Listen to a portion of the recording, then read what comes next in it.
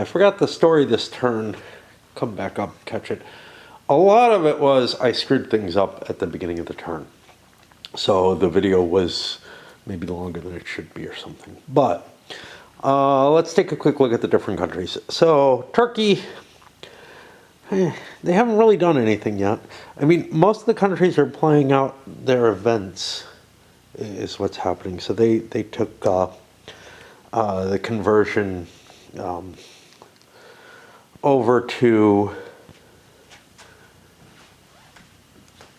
all right, I failed, didn't I? Yeah, they lost their Janissaries, but ended up getting something very different, this Glorious Arms, which is not as good. It can give you points. Now I can go back and buy the Janissaries again, I guess, but the Janissaries actually have a military impact. I don't think, but I don't know, that there's going to be another row added. I mean, it would seem like more would have come over the course of the game. But it's possible there might be another major shift in the fourth period to indicate the, I don't know what. Okay, for the French, what did they do? They did not fire off an event. They've been curing their unrest, and that is really it, I think. Oh, fiddling around with religions as well. Using missionaries up here in northern Italy to get rid of a counter-reform marker there.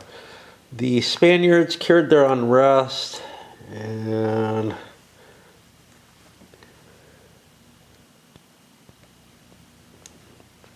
they played an event, and I don't know what event. The French played the Scientific Revolution, right? Maybe the Spaniards did. Maybe the Turks did. No, the Turks didn't. The Turks played their event. I think the Spaniards may have played the Scientific Revolution. I don't know. I'm like lost here. Shit. I've got 3 people who played events. I thought the Turks played the Scientific Revolution. This may have been earlier. Which means, what did the Spaniards play? Oh. I'm really fucking lost.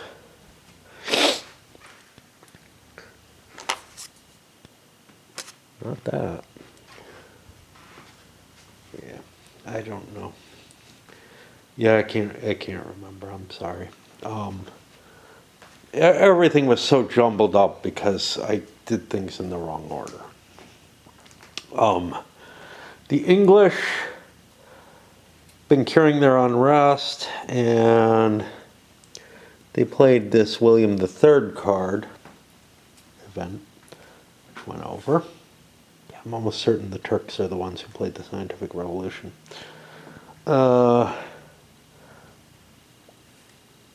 Austria is preparing itself for a war against Nuremberg there, because by doing so they'll be able to, I think, get this restore religious unity. Let me check the English ones. Yeah, the English also grabbed a claim to Scotland out of that card. The Poles, I don't think played an event. They certainly probably played around with their unrest, maybe with some religious stuff. And I know they were thinking about religious stuff, but I don't know if they actually played it. I don't see a man of the church, which probably means this was one of the things they converted. Anyway, we are probably going to see the War of Spanish Succession fire off in this deck. It may be the last card, because I don't see anything here. I would expect that, because this feels like it's that era. But the actual dates of the eras, well, they're not printed anywhere on the board. They may be covered in the rulebook. I don't know. Anyway, this isn't doing much good. There's been some trade going on. Austria made a big trade. I know they did that. They got like $8 off a trade, which is really rare for them. It was like salt in Vienna. So I apologize. I know the intro, the what's happened, whatever, didn't work out very well. Beautiful day today. The last 2 days, I've done a little bit of yard work. Yesterday, not a hell of a lot. Today, more. Different tools involved. My back fucking hurts from it though, because in both cases, in one case I've got a reticulated hedge trimmer, which I use, I don't know if you can see it here even.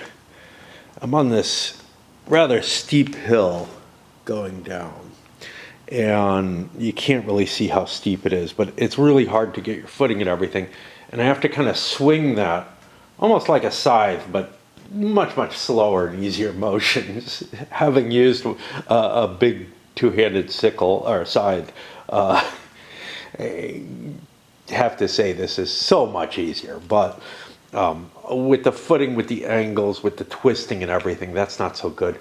And then I follow up with just a weed whacker type thing. But again, the footing and the swinging motions and everything, it really kind of hurts. But I got everything done and more than I thought I could. There's a marshy part at the bottom of the hill that it's very hard to get around in at this time of the year.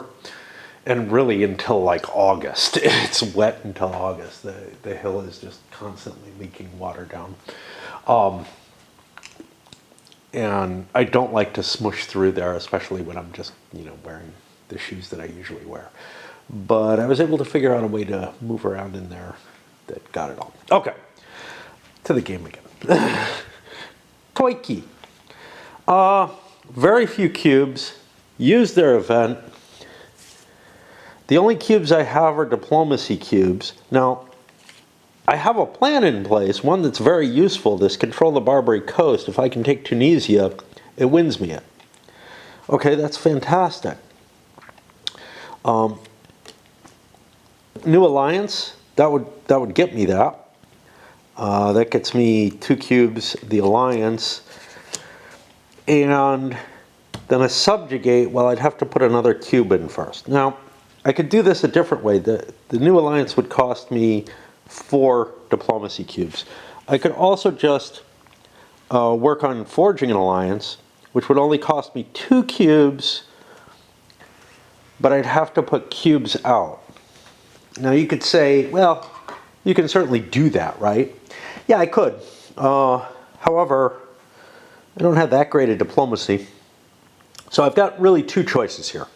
I can reorganize and move my shit around, and like I don't want to spend the cubes at this point. And then, get rid of one of these unrests that I have a little bit more than I'm comfortable with, even with tolerance. But makes more sense to me. I got to get rid of one of these cards, but that'll be an advisor, to figure out an advisor I want to play. This subjugate's only a +1. Yeah, I'm definitely not going to use that. So I guess I'll throw the study technology. That drops me to the 5 cards that I want there, and just pay the money for that and take a pass. Grab 4 extra bucks. I don't have any debt to pay off or anything. I'm taking a trade action or something as well, but I have more money than I know what to do with. Unlike the original EU, money is not all that important here. You need it, but it's not the fuel that runs your countries. And again, I don't really know how. I wish I had set up my EU4 or whatever I have and played some of it to get kind of a feel for where the game, you know, at least was at that point. It may be beyond that. I honestly don't know if it's gone beyond that. I know that last time I set it up to play it, it wasn't easy enough. You know, it wasn't that kind of, there's a very, what is it? The most modern of the Crusader Kings, I played a demo of a while back. And I don't know if that's like Crusader Kings 4, I think it may be. And it was just so smooth and clean, the interface and everything showed up kind of big, which is becoming more and more important with my eyesight. And then, you know, after I played whatever my free period was on that and removed it, I went and tried playing the most recent EU that I have, and I just couldn't get into it. You know, it wasn't the people management. People management has become a thing, like these advisors in EU, kind of like it has always been in Crusader Kings. But the people management was just not pleasing enough. There were just too many options and stuff now. I don't really... because the game has gotten more complicated, the computer game. So I don't really know if... maybe I would enjoy EU2 again more. I don't know. But it's hard to go back to things. The only fucking computer game I seem to go back to is Baseball Mogul, which is just spreadsheets. So it's really hard, you know. Otherwise, I often pick up things that I never played very much that are from an older era. And that's fine and everything. I just, you know, but they're mainly, I don't know, shit like Masters of Magic and stuff like that. This is also at a last cube. Oh, I should be looking for a king. I got one, I got two. Okay. And I don't think I want to do anything. The only thing I would kind of be able to do, one, well, I can't transfer anything. I've already done that. One, I guess, is I could just drop a cube somewhere. Got these subjugates. Can I fire one of them off? Those are kind of nice. I don't have any cubes there, so no. Do I have any cubes in this other one? I no longer control it. Oh wow, bad stuff is happening in France, isn't it? Over here I don't have a cube, so no, I can't even use the subjugate, which would be cheap or whatever. But what I was thinking was, oh, I could get one of these cubes off the spy network. Well, I could pull a cube off anyway. And why spend one of my diplomacy cubes for that? But the advantage would be I could do, well, no, they all cost 2. Jesus. They're just horrible. This is a horrible card. The only thing it gives you is this ability to play certain other cards more cheaply, which is kind of neat. But actually putting this thing out, now it's a cheap card to put out. I'll give it that much. But yeah, it's a pretty crappy card to actually have out.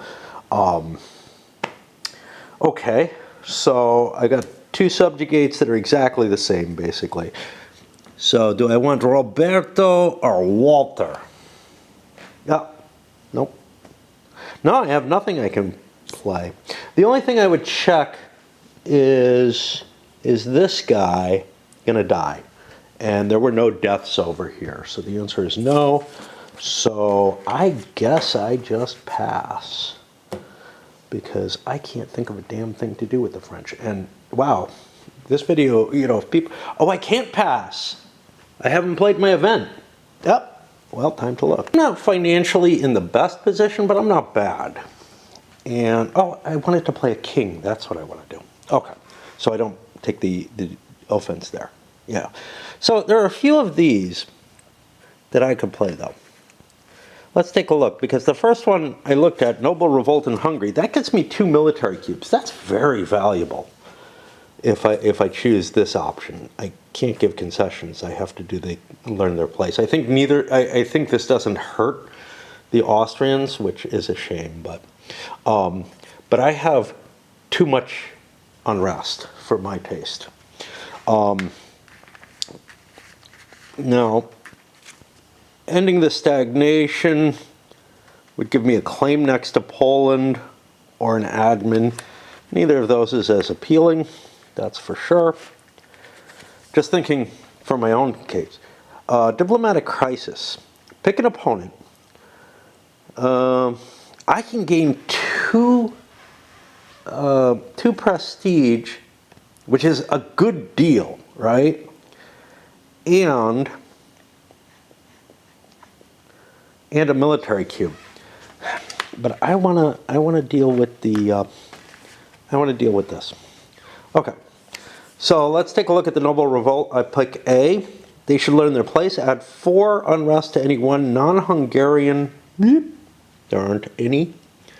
In Royal Hungary, Hungarian Plain, or Transylvania. Nobody has taken anything from any of those.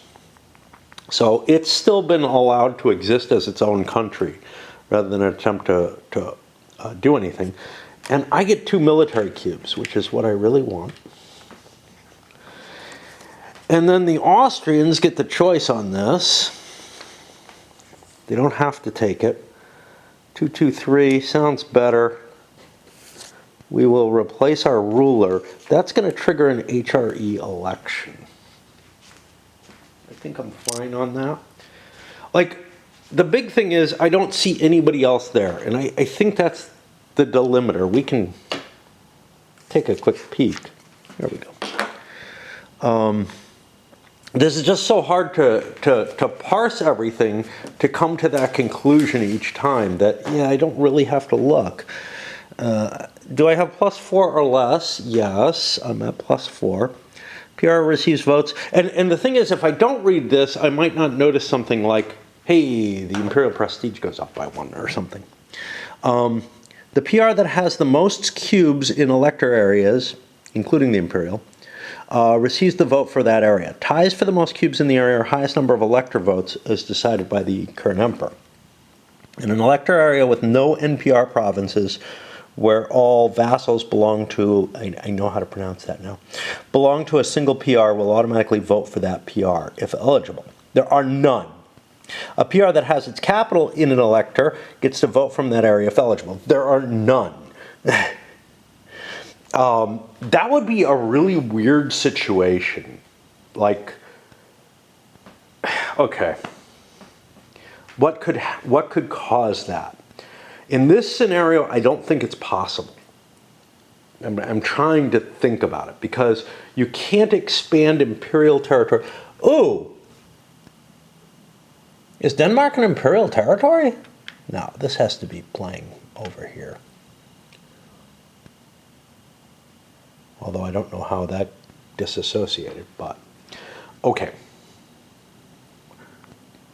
That seems really weird to me. Well, I'll leave it as is. There may have been something that had it leave by event, which would make sense actually. So yeah, there are no powers of any sort that start in there other than the Austrians.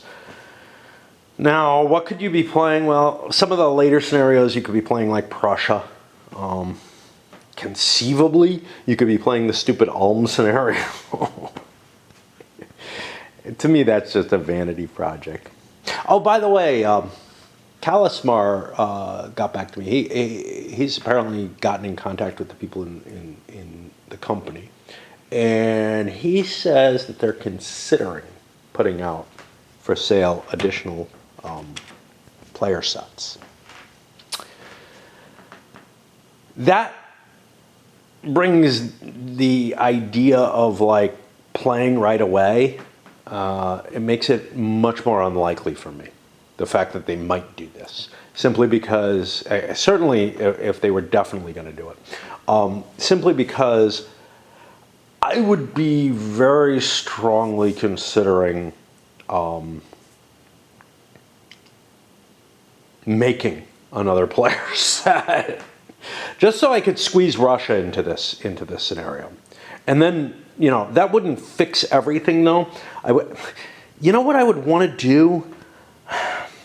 I would want to start with a player as Portugal, and this is the whole thing. And somebody else was talking about that as ideas that they've been able to do this, I think, or maybe they were just thinking about it real hard. But I think they actually tried it. Play Portugal as a starting thing. Let it transfer over to Russia. He was talking about other transfers as well. Like the fact that you couldn't start with both Sweden and Denmark in the game. I don't think you should. Because honestly, Denmark is a real power early. But it failed. Even prior to the 30 Years' War, during the Scandinavian War, it almost feels like, I don't know, like you would want to play both of them together with this idea of transferring from one to the other if you wish. Like you could kind of direct whether or not Denmark wins the Scandinavian War or take a chance at it or whatever. It almost seems most sensible because they are sort of a joint country at one point, and I think still in the game that they're still joint during the period of the game. And then they split off fairly early into two countries that are opposed to each other because they're fighting over the same area. And, you know, you might be able to manipulate things. So anyway, I don't know what I'm talking about there. But yeah, the powers that I would really want to see in the game, I'd want to see Portugal show up at some point early in the game. First era. Certainly first era, because exploration is supposed to happen in the later half of that, I think. Or else have fixed exploration happen for them and have them come in in second era. But I don't think they really work in second era. This is the problem. The two eras that they exist in EU, in the original EU, wow, I'm really like in the mood to just chatter, am I not, about the game? But the two areas that they exist in the original game correspond with, I think, the end of the first and the beginning of the second. And the idea of switching something in the middle of a deck is weird. Like, how would you do that, man? And then what else would I really see as important in this? I'd want Russia to be in eventually, but the idea there is, you know, I mean, obviously the easiest fix of all of this is just play the grand campaign, add one player power, throw Russia in, boom, you're done, right? But I don't know if that's the best, because honestly, Russia is not very powerful, and it's not even really a threat to Poland or anything for a while. Certainly in the first era. Second era, fine. Bring Russia in the second era. Portugal is really, really important in the first two eras. You could even argue in that first deck of the first half deck of the first era, you know, they're beginning to do their exploration of Africa or whatever. Okay, so that's fair enough. You got Henry the Navigator and whatnot. Maybe not right away, but okay. The countries that you have in the game should be there. So right now I'm talking about adding Portugal probably really through a deck and a half. Okay. They could turn into Russia at the end of that deck and a half. Then comes the question of who's next? Who else should be in there? I would love to see the Netherlands be a power. Do they have to be? I mean, them as an NPR is feeling okay to me. It really is. So let's strike that. But I would, and whether or not they would explore the rest of the world, well, they pretty much had to, right? Their merchants were out there under the Spanish flag. And that's how they kind of absorbed into that. So I wish events kind of worked more towards that. That's the one problem I have with them not being in the game. Because they're not a competition here in the East. Actually, throughout the world, okay? The next question is, I kind of like the idea, and this is what I'm talking about here, of a Denmark-Sweden combined player who can probably transfer into Prussia, Brandenburg, Prussia.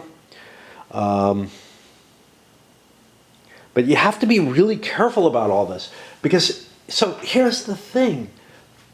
We're at this point, Prussia should be bigger. Like, Prussia shouldn't just be Brandenburg at this point in the game, right? We're looking at, we're Spanish succession right now, or close to it. We're looking at the late 17th century, maybe even squeezing into the 18th already. Hard to tell, because I haven't seen a Spanish succession card. Is this the one that's going to trigger it? I don't know. I expected it to, because otherwise there's going to be 3 waiting on that 4th deck. Maybe I missed something. I don't know. I don't think so. But yeah. Now, the problem with that is Denmark and Sweden are very close to each other. That's fine. I think some kind of weird mechanism could be used to run both of them with the swap, like I was kind of hinting at. But they're also very close to Brandenburg and are competing over the same area, because like Pomerania and everything, you know, the Swedes went in North Germany and were heavily involved there. So there's a good chance of them screwing around in there. Is there anyone I'd say could leave? Yeah, Poland. Poland could definitely leave the game. Very late. So 4th age, an option or a requirement that Poland transitions to Brandenburg if they're not doing too well. So I think we're looking at 1 extra player, say, for Portugal, Russia. I like that. And what for, maybe, yeah, with some kind of setup rules to get Russia into proper location, you know, a deck and a half in. And I really do like the idea of Denmark, Sweden being in it. So maybe 2 extra player sets. But 1 would be great. I mean, that's the biggie. And beyond that, you know, maybe leave something open. Maybe leave a... I mean, part of me is always like, well, you could have the Austrians, you know, just follow the old EU rule and try to come up with something to make the Austrians work. But I feel like the deck would have to change. The decks would have to change to give that kind of control over Austria. And Austria really should be a power.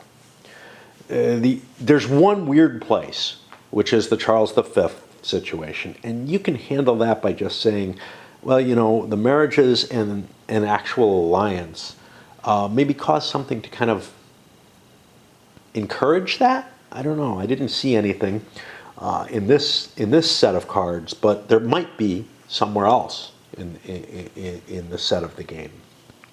And then yeah. Wow, that was a lot of chatter as I try to think about France. What did I just do? I did an event, didn't I? I did an event and I did not complete it. So we'll move the money around. We look at the last card, and this is why this takes so fucking long. Divine Right of Kings. Here we go, the power play. And it's the Louis XIV picture there. Don't we have him already in play? We do not. Why is Louis not in this game? What happened to him? Is he dead? I'm so confused. All players with 6 or more researched ideas may choose. Okay, let's see who's playing in this. 1, 2, 3, 4, 5. Yeah, Turkey, not Poland. Spain is one short. France is a couple short. England's short. Austria is clearly short. Yeah, Turkey. Turkey will have divine right of king's option. L'État, you lose one stability and may research an absolute monarchy idea for free. Yum yum, I don't know what that does.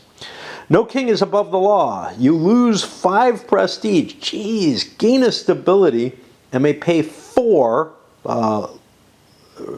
to research constitutional monarchy. So theoretically, I'm guessing that France and England should be the ones who are getting this, because it seems like it's choosing between them. I have to look for Louis. I thought he was in the game. He was. He showed up probably too early and ended up getting killed off. He may have actually. I don't think he got hit with a. I don't think I put him in battle, because he's not good in battle, and I really wanted to avoid that. Okay, so that's what's available. We move the boat. I'm exhausted after all that chattering to no purpose. Spain, lots of cubes. I gotta start looking around and getting an idea of cubes on other people, because I'm seeing Turkey's already passed. 3 more I gotta worry about. France looks... they just took their event, didn't they? Fuck me. Shouldn't they be moved then? Yeah, I think France should be moved. France took their event and I forgot to move them. Okay, France has their event taken, which means... yeah, it looks like they probably grabbed their cubes for another turn. I can guess they probably will take another turn, but I'm going to put them as a second possible pass. England, they look rich enough. They want to do stuff. Austria still is going to do stuff. Poland, I'm not sure about. There's a chance that, 1 or 2 players will pass, but it's not going to end right away. But it's not going to last too long, which is important because I have a whole shitload of cubes.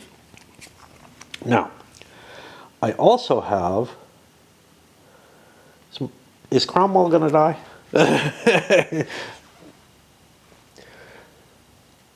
The heart is on a triangle.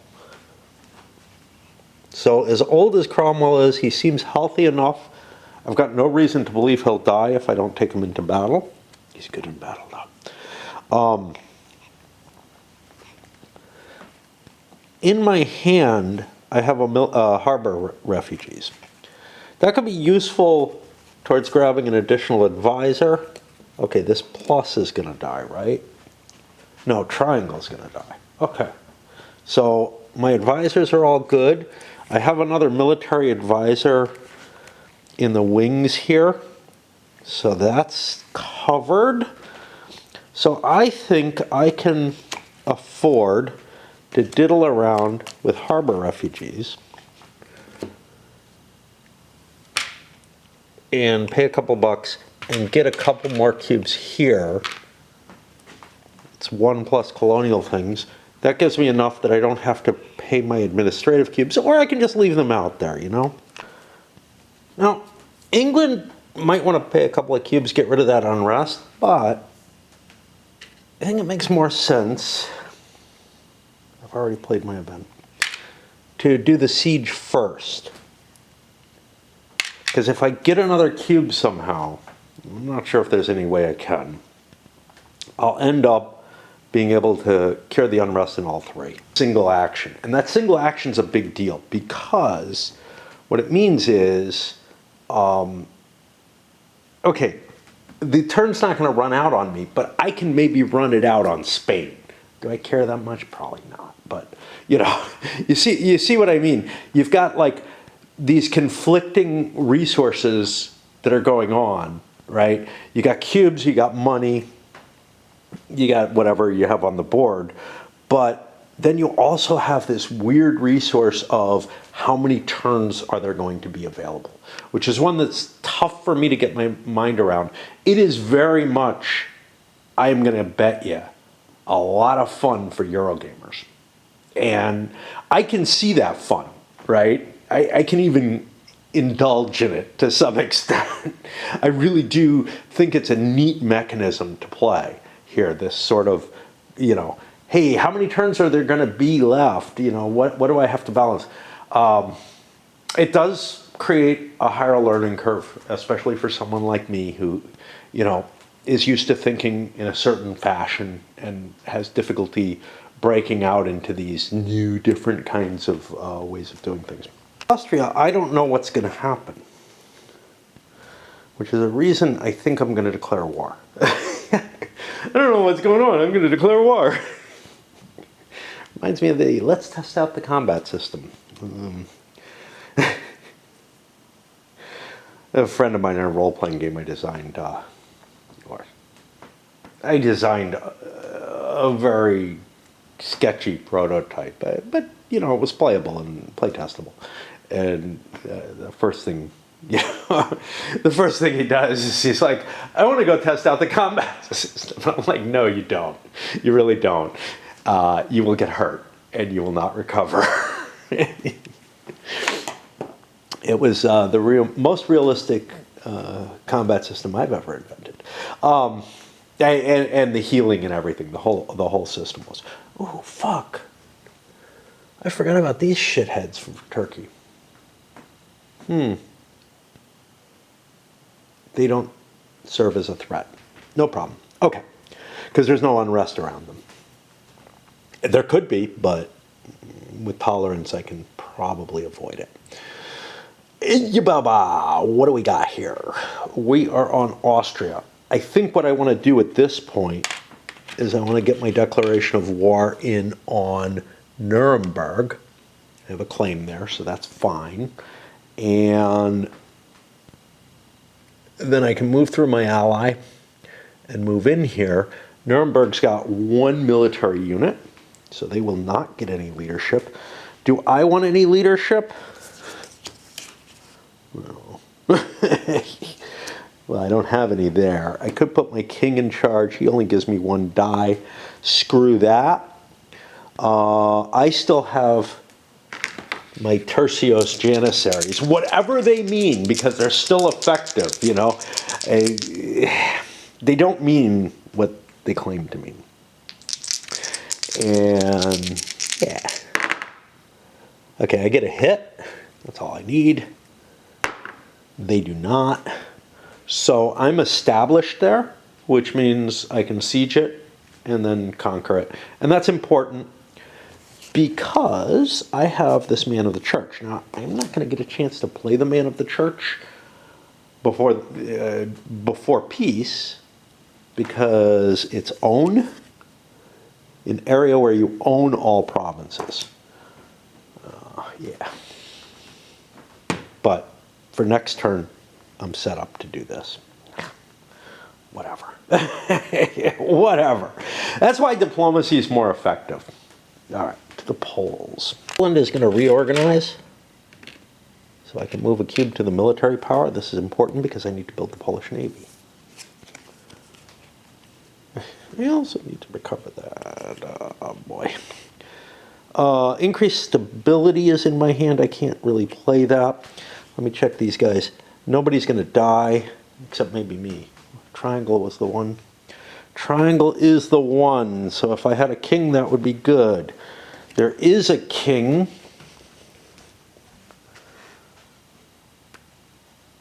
With a triangle. So I'd like divine right of kings to be picked before that. Wait, do I want this? Wait. No. Turkey wants it. Turkey is the only person who wants it, and they fired their event off. Well, and they're done. But the important thing is they fired their event off, which means that may just not get played because, yeah, I gotta think about this, man. Who had 5? Turkey has their 6. Somebody had 5. Spain? 1, 2, 3, 4, 5. Spain had 5. Spain has already fired their event. They won't get a chance. Did I fuck up? I don't know. Maybe. England would have to research 2 more things. That's too difficult at this point. Yeah, I think that's just going to get buried. Which means that the deaths will happen last. So I'm going to age after getting my new ruler. Right after getting my new ruler. Well, that sucks. Okay. What was Poland going to do? I moved my military. Did I want to play with cards at all? I like the increased stability card. I'll keep that. And we're going to move this over here. And I'm going to take a break. Because, I don't know. That's what I do. Just after I, turned off the lights and started heading down the stairs. The first step on the stairs, I'm just like, wait a minute, there's something I want to mention. Or I just thought of. Which is, one thing I would like is if there was an action in the military actions, similar to suppress unrest or something, that allowed you to do sort of an anti-piracy campaign, right? Or cards or anything.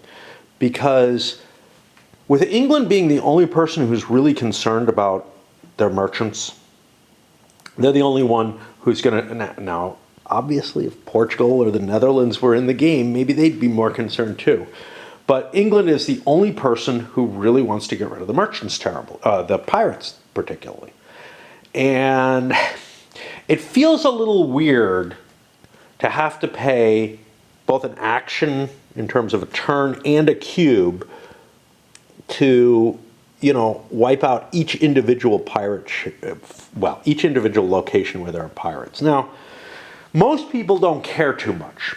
You might have some people like Turkey who are perfectly fine with paying one, but if you've got a global mercantile empire, a bunch of pirates out there is really devastating. And North America is almost useless now, right? It has, with 2 pirates on it, it's just painful.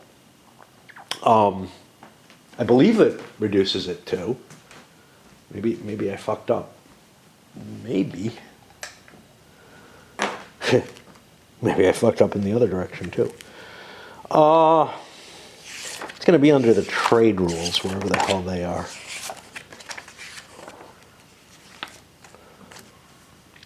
For each pirate ship present, all players collect 1 row lower. Yeah.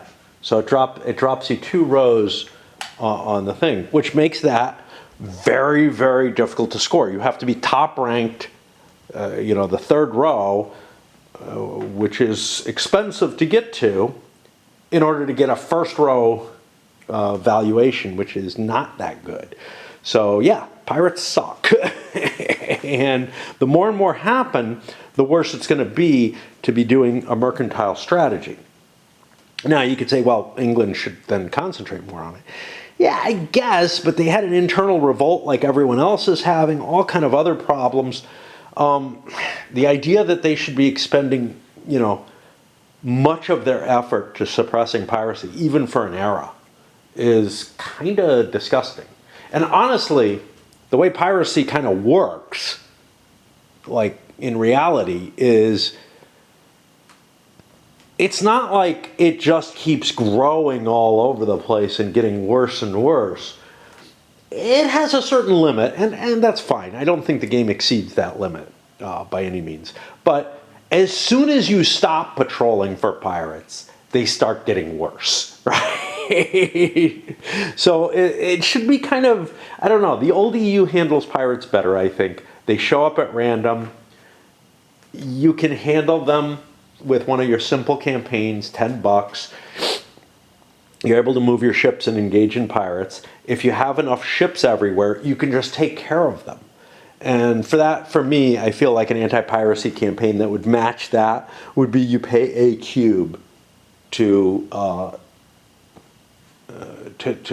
send 1 pirate not one pirate, to engage pirates everywhere where you have ships that are adjacent to them. You don't get to move any ships. You don't get to do anything special. You already have ships that are protecting your merchant lanes. They should be able to engage the pirates more easily than they are. And that's just my feeling about it. Am I missing something? Maybe. I don't know. Let's see. Combat against pirates. And here I go again, you know. Okay, this doesn't say anything there. So then this will be in the combat section, which is over here, I guess. Pirates are placed on trade nodes. All PRs on that node are reduced. Pirates can be attacked by ships located in a sea adjacent to the node in question. You must take a naval activation. Ships used to attack must all be in a single sea zone, which is even worse, right? This isn't like there's one pirate ship that you have to capture or whatever. It's that there's a pirate infestation. And the idea that like you couldn't combine ships to deal with it seems ludicrous to me. Yeah. It also, you could even make an argument that you should be able to bring other players' ships in that are protecting the sea zone as well. That might be too powerful, especially without their agreement. But I mean with their agreement, like you can ask other people. It feels way too easy. Or way too hard to take the pirates out. Way too easy for them to spread is what I was going to say, which feels wrong. Because they should kind of show up relatively heavily. I got no problem with that. What I have a problem with is this idea that, like, they're really hard to root out. And I'm not saying piracy should be trivial to root out or anything either. So, I don't know. But, you know, if you've got like one ship protecting a sea zone and there's a pirate there, you got like a 50-50 shot. Well, you have less than a 50-50 shot of destroying the pirate and keeping your protection level, you know, right? You have probably more than a 50-50 shot of taking the pirate out.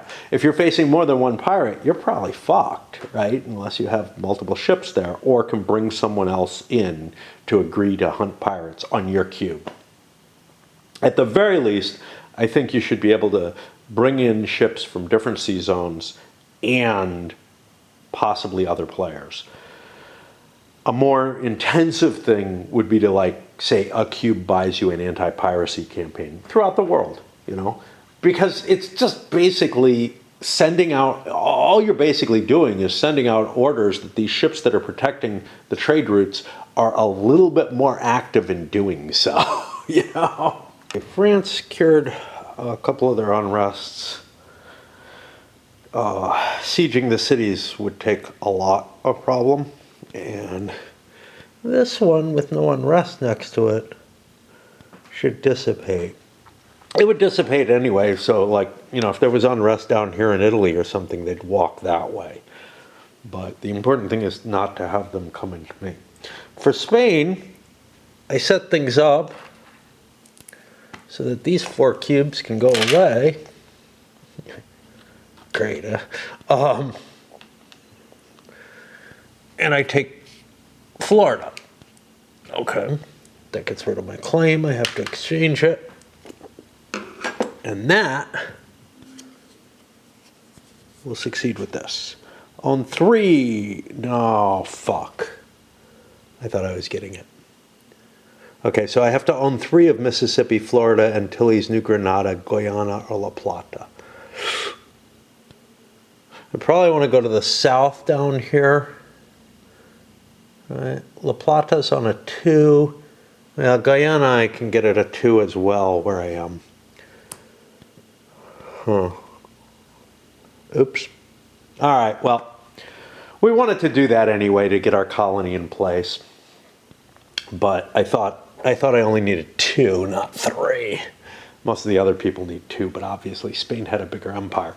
Now, I have 3. It's just I settled in Virginia. And this is, okay, so this is one of the weird things that makes these goals kind of funky. Like, there's no particular reason why this set of things makes sense. Like, I don't really see the La Plata, which is all the way down here, having much to do with the Spanish Main, which is more the Caribbean area. And you can make an argument that Virginia is outside of that, but it sure is a lot closer than La Plata. So whatever the goal is here, it seems to be more about make sure the Spaniards settle where they're supposed to, which feels goofy to me, to be honest. I can still go to war with Denmark, not this turn, to try to solve that. But, you know, I'm running out of time, man. This is 3 eras. The Spanish Main, the colonization. Again, I didn't have enough cubes on the board, whatever, or in players' positions because they weren't able to, you know, they weren't willing to get advisors or whatever. But I still suspect that it may be more constrained than it should be, that it will be harder to colonize and deal with your unrest to any level. I mean, look, Spain has been having a worse problem with everything than they did historically. And of course, you know, it's not like I've been completely dealing with, you know, everything out there. The only place where things kind of went well, maybe, is that they've held on to this. That's the only thing that's going nicely for them. And Morocco. But they never gained Aragon. They are having massive internal disruption. And you could say the same with France. France's internal disruption over the course of the game, has it been worse? I don't know. But certainly by this period, this early 1700s probably, things are largely settled in terms of the religious controversy. Now, they're largely settled in France. They've become Protestant or whatever. But they've still had too much unrest, too much violence in there.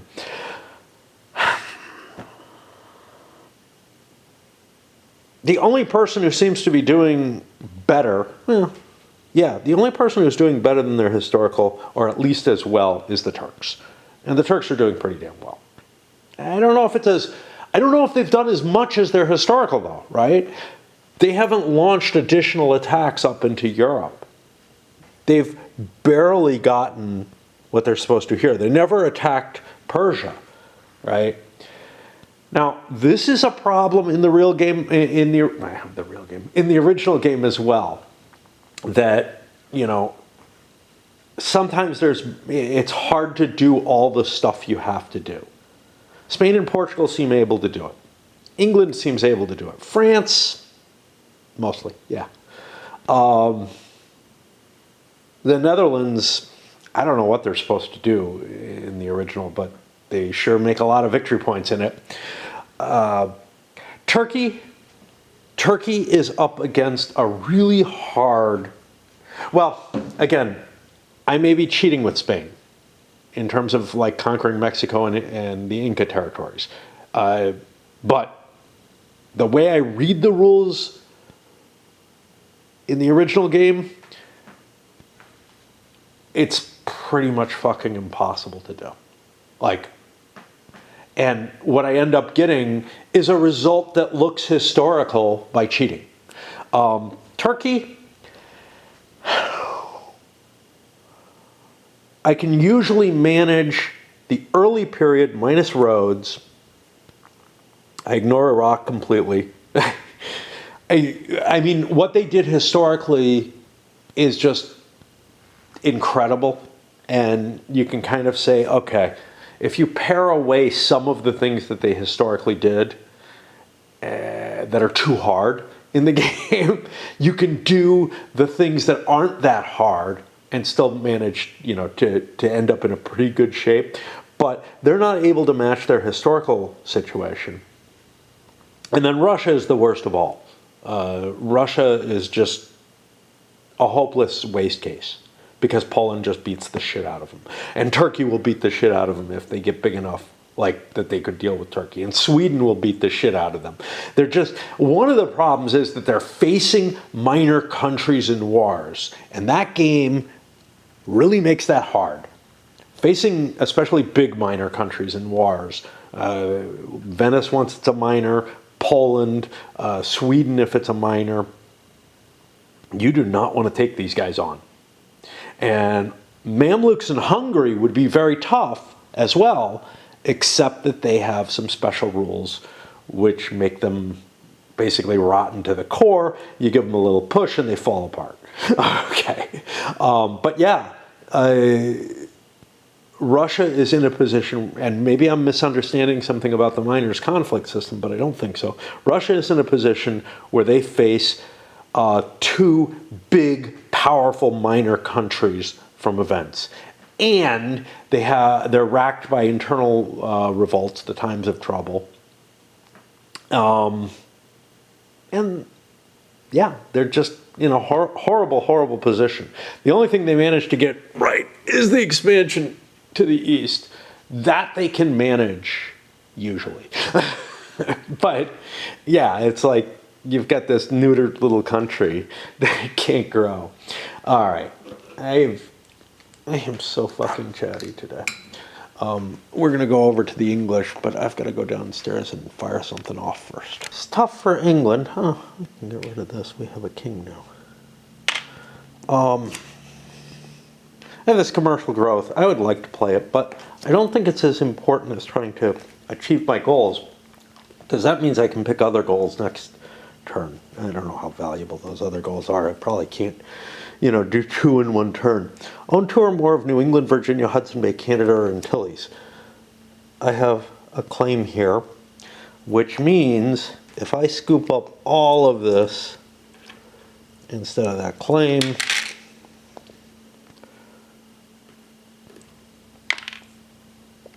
I can grab my town here. And we're going to do something that I like better.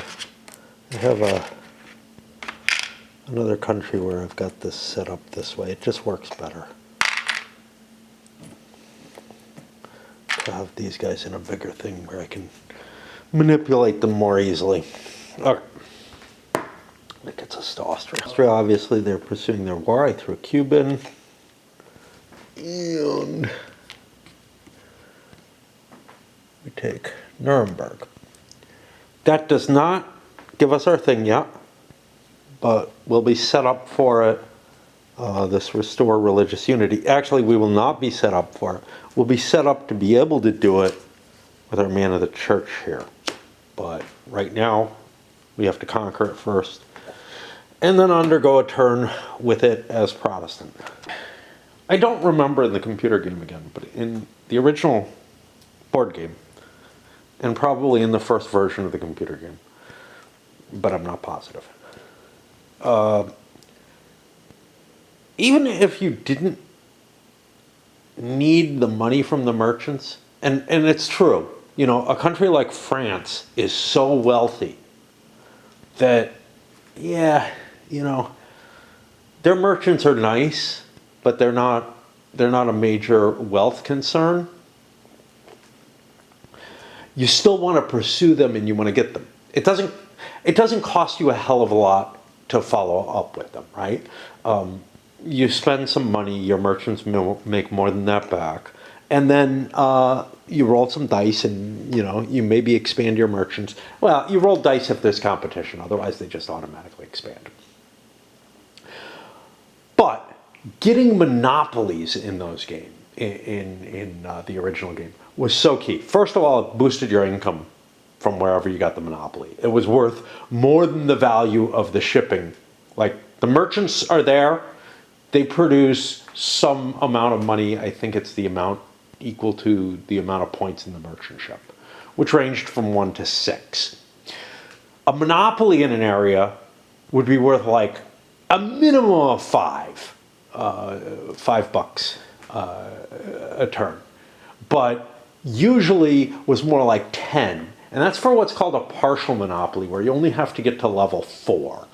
Getting all the way to level 6, which means nobody else is there, it's a true monopoly, would give you double the amount that you get otherwise. Very, very unlikely for people to get full monopolies, except in kind of unexplored areas of the world as they hit them. It was so heavy a job to do. But getting the partial monopoly was pretty easy. And especially for the Dutch, who had a lot of merchant actions. Now, so here's what you had. It wasn't just how much money you have. You also had X number of actions of a certain type. So you were allowed to colonize 2 times per turn. You were allowed to do, say, 6 merchant actions throughout the board, whatever. And I think that's kind of what the computer game follows. Here, though, you have these cubes which are not tied to those direct actions. Like, you have choices to make, and those choices end up limiting you, I think, more than the pool of total actions that you could take. And it makes sense, right? Because otherwise, you could devote yourself far more to the more valuable stuff.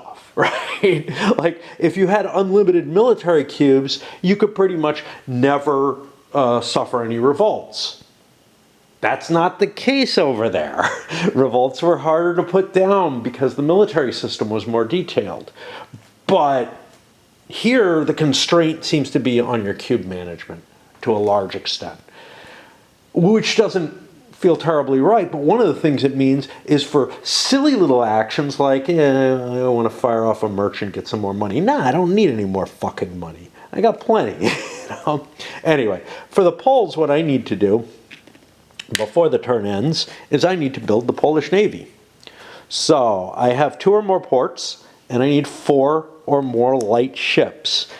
Well, that's not as cheap as you think, because all I have is a couple of galleys. 4 or more light ships. Let's look at the cost. That's down here. That's going to cost me 16 bucks. That's a big wad. And you might say, well, maybe you should do some trade. Yeah, but I got 16 bucks. So screw it. I'll just do that. That means I won't, overrun my costs. If I get another turn, I'll trade. But right now, this is what I want to do. And I will drop 4 ships. It's a pity. No, it's not a pity. Screw you, man. I will put a light ship here. Well, I can always drop them back in port if I don't want to pay the maintenance costs. I'll put 2 here. That gets me the Black Sea.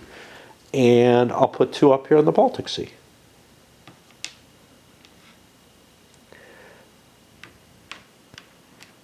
Okay. Now we look at what I get out of this. I get 2 points. Okay. Whatever. Yeah, I mean, this is how you win the game, right? Whatever. It's so funny because my mindset from the old EU comes into this, where it's like, I just want my country to work. I don't really. That game is not balanced, so I kind of don't expect this one to be, although it might be. Gain a claim in an area adjacent to a sea zone that has any of your ports facing it.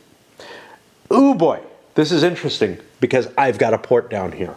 So I could actually, rather than take another claim that really would have to be in an area that I'm already kind of invested in somehow. I mean, you could say, well, look, you could get a claim against the Danes. I don't really care about that. So otherwise, I'd be getting a second claim on Sweden. So I'm going to look at my requirements and see, because maybe I want to claim to Crimea. Crimea, because they're actually very important in that Time of Wars game that I played recently. And there was an event that involved them. But where I actually want is this. That's the one that I have a goal for. And that gets me a war with Turkey if I want it. Of course, I can probably arrange one in conjunction with Austria, but we could actually both go to war and not be allied and just try to demolish Turkey. So that's pretty cool. And you know, I'm reading this. Yeah, this is just the Polish Navy. It's 2 or more ports. Actually, I probably had this before, right? Did I have a port before? I had this one. I don't know. I may have had one up here already. Just didn't realize it. No biggie. That shit happens, right? So this is 2.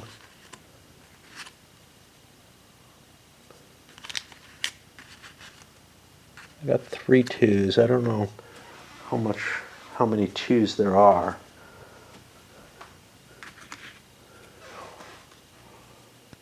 I think that's all the 2s. And my way of noting that I have all of something, since these are all 2s, I can just close them up, and now there's a 3 on top.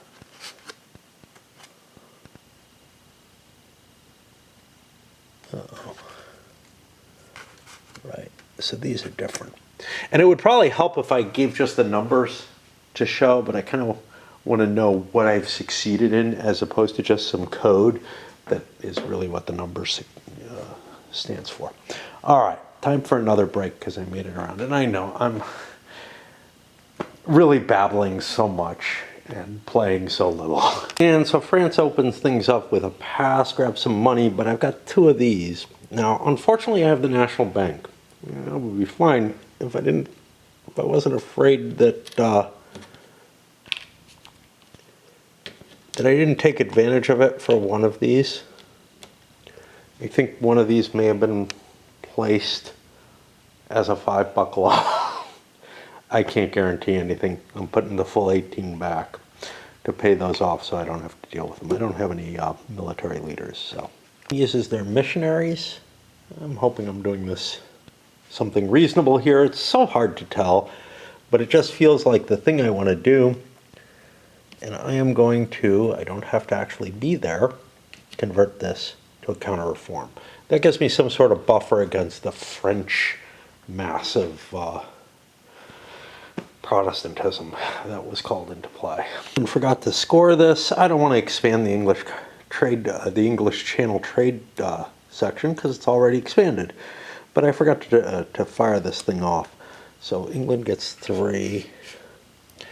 And because I've got my 2 colonies. This is the one who wanted 2 colonies in America. So I will gain a cube over here in this box, setting me up for next turn. But I don't have anything right now. My best move with England is to go exploring. Sailing, sailing. Where do I want to go? I don't know. I gotta look at my other missions. I just saw that damn Church of England one that I cheated on. I mean, it's okay, right? You know, I'm sure the game is not so finely balanced that little triggers like that are really that big a deal, but... So a die magically shows up that I need. I'm going to... I don't know where. Kind of doesn't matter. I mean, it kind of does. I'd like to get this North Sea one moving, but that can't get anywhere. I really need to. So I'm going to set myself up in a way that I need additional fleets and move 1 down to C2 and do an explore action there. That costs me 2 cubes. I've got an extra dip cube. That's important because that means if I fail, I get another shot. And I get a 1. There are no 1s. I don't know what happens in that case. We thought we had this before, but it didn't show up. So, do I get to spend a cube and keep rolling? That could lose me my ship. Discover a territory matching or a distant area with an NPR province. Okay. What does that do?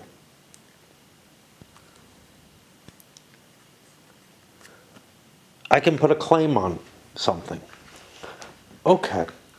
That seems wiser than re-rolling if re-rolling is an option.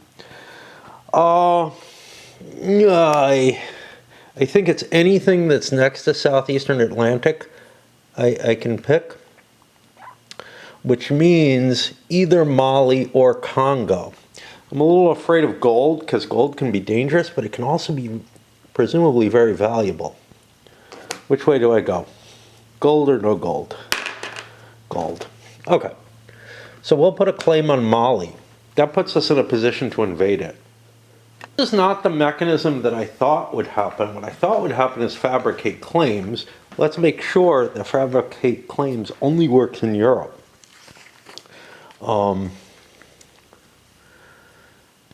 In areas adjacent to your realm. That is different. Oh.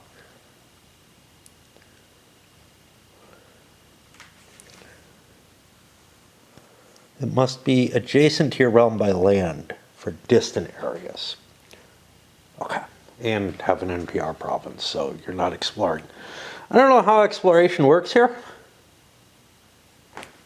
Didn't really haven't had to use it because Russia's not in the game. I'm curious because it's how you find this stuff. The Great Plains, the Great Lakes, maybe California if you go that way. Which leads me to wonder, how do I find those? How do I get claims to those? What's up with that? I don't know. Obviously, distant area, fabricate claims doesn't do it. Explore is to use a ship for exploring. I don't see anything about using land exploration. Not sure where I'm going to find this. I think you've seen me paging through trying to find things like this. I have absolutely no idea. I don't even know of a rule that allows you to do this. Okay, so it took me quite a while. This is the last thing that I can hope for is here, and I saw some stuff that works with it. Okay, to begin with, because I've looked under colonists, distant provinces, colonization, exploration, none of them seem to show this. On distant continents, land units can move between areas along white lines. Land movement on distant continents is only allowed in friendly areas, areas containing an enemy province, and vacant territories. Vacant territories are what we're talking about. Containing your own or any enemy's claim. So I haven't discovered it yet. Movement into neutral areas on distant continents is not allowed. When an army, fleet, or military unit moves into an area or sea zone on a distant continent, its movement ends immediately. This is regardless of whether movement started on or off a distant continent. If you have no adjacent to a sea zone on a distant continent, you must take an explore action to enter the sea zone. That's the one thing that I found. You must take an explore action when you enter the sea. I think we may have had somebody who merchanted in there, which should be allowed, mind you, right? If you think about like, so here's the problem. Let's take a look at how the original game handled this. The original game handled exploration. If no one's ever been there before, you have to explore. Each sea zone that is explored successfully gets written down, marked on a map, whatever, as to it's been explored by the person who explored it. And then, and you could use little control markers for this, for temporary. After 2 turns, 10 years have passed, less than, half a quarter of one of these decks, right? Or a quarter of an age, however you want to look at it. Because I think they're about 15 years from my guesstimation. It would transfer over and everybody knows where everything is that was discovered within the last, from 10 years ago and beyond. That's simply the idea that you can't keep these things secret, right? For this game, the way this is worded, you can't go out where other people, have been without making a roll on the exploration table. And what that means is that, well, among other things, if you got a claim and then lost it, you'd have to go back and explore again, not just to regain your claim. I mean, let's say you picked it up off the map for some reason. Or some event destroyed it or whatever. if you lost your claim to the area, you can no longer sail there without learning again, which is kind of like, well, the rudders become, what are they? They've written on an Etch-a-Sketch or something. I don't know. But more than that, the idea that other people aren't learning is problematic, because honestly, the Dutch didn't own a damn thing yet, to begin with, right?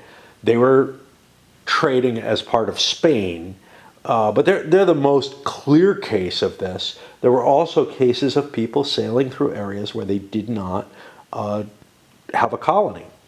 So this area, for example, in here, well, certainly at least part of this, people sailed through completely.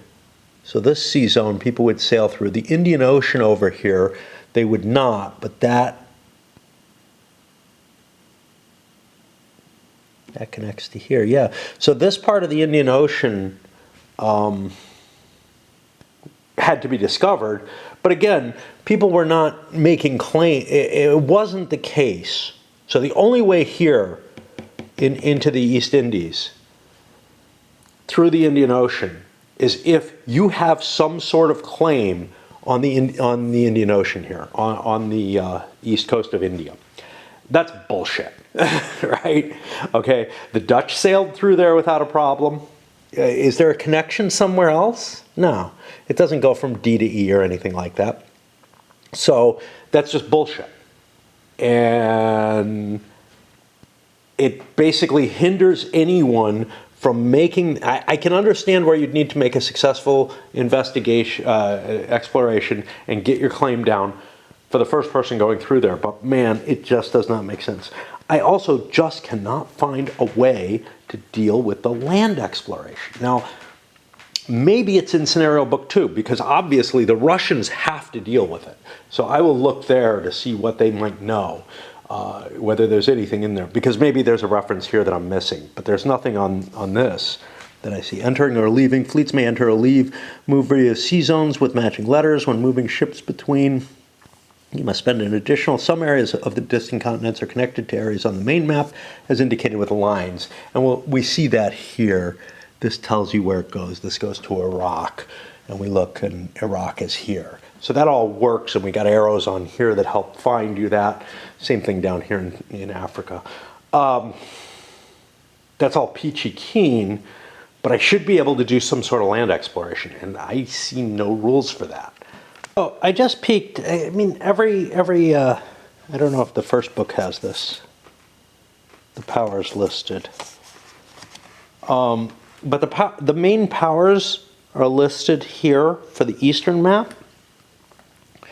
And in particular, I peeked at the Kalmar Union, which is Denmark and Sweden, right?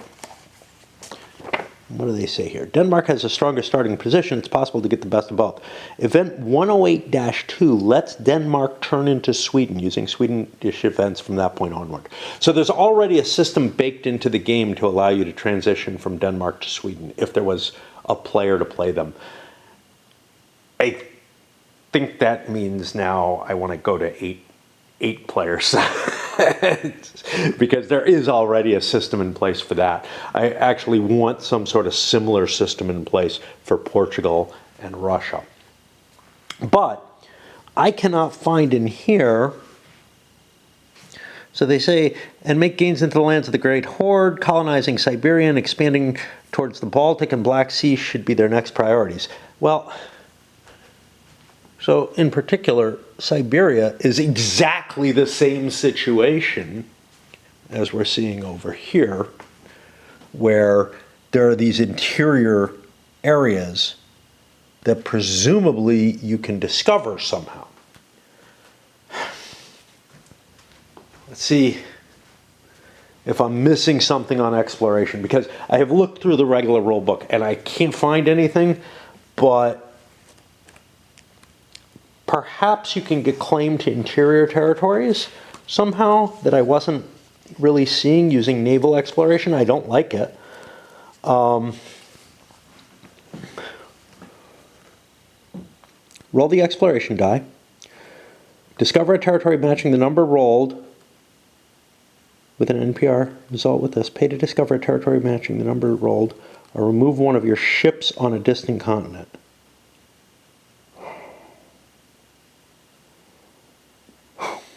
Okay, so what it looks like to me, and this doesn't help with Russia, but what it looks like to me is that,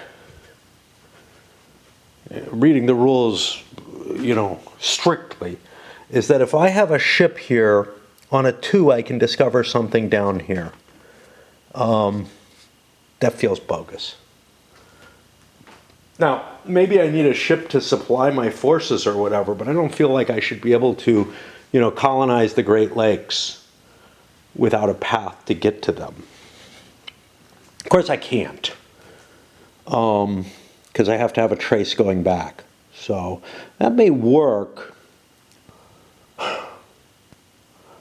Still don't have anything about how Russia does its discoveries, which, there is no sea here. The only way they'd be able to do their discoveries is from here.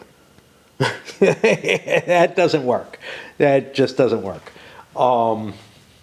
Right? They didn't sail around the world to start colonizing Siberia. I also don't think you'd need the quest for the New World, but maybe there's something in the Russia deck that allows them to start looking. I looked through now all the Russian events. None of them, and this would be horrible if they did, because they'd have to basically give some kind of rule, give rules for how you explore there. God, this is just horrible, right? Now, I'm really disturbed by this because, let's say England rolls a 2 now.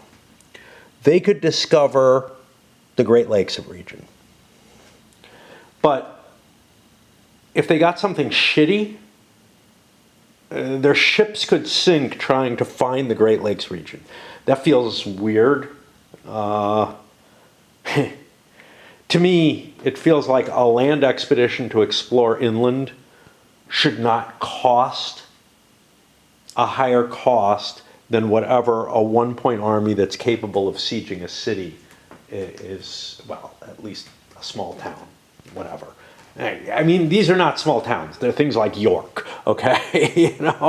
At least in the medieval era. But yeah, something that's able to siege what's a major center of population and basically conquer territory. Something that size seems about the right cost, which is two ducats, whereas a light ship is what, 4? Yeah, light ship is 4, so you'd be paying twice the cost of what you'd need to conduct a siege. So that it just seems like bullshit to me. But I can't find any rule that seems to allow Russia to do exploration, unless they park themselves out here. I just looked at the example, which really gets weird. England, having previously researched the QNW idea and discovers Antilles, decides to explore. Okay. They already have a light ship in the Caribbean, and use their optional move to bring a light ship from the port in Lancashire to the northwestern Atlantic. So now they have one in each of these. To increase the odds of discovering something interesting, they roll where they can choose to discover something. There we go. If England had a town in Virginia, they would also have been able to discover an adjacent territory, Great Lakes. So it is as written here, but that doesn't help Russia. If England had not been able to pay the cost, the Explorer action would have failed. But the key weird thing that I didn't realize, if the English roll for a discovery here, they could find something over there. Like if I move to explore that, exploration is happening all over the world wherever my light ships are.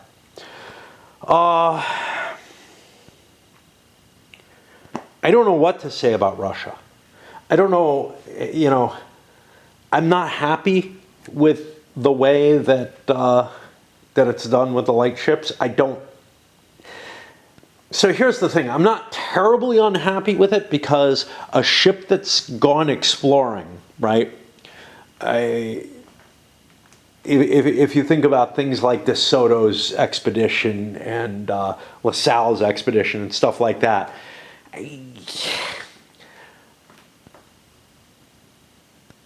they probably didn't cost, the expedition probably didn't cost as much as the ships to bring them there as a whole, but it probably wasn't too far off. But the real problem is that the thing that you're risking costs twice as much as an army that can siege or that can conquer territory. Like, that's just unacceptable to me. You know, I don't know how to put that, you know, but also the idea that I'm exploring inland from here.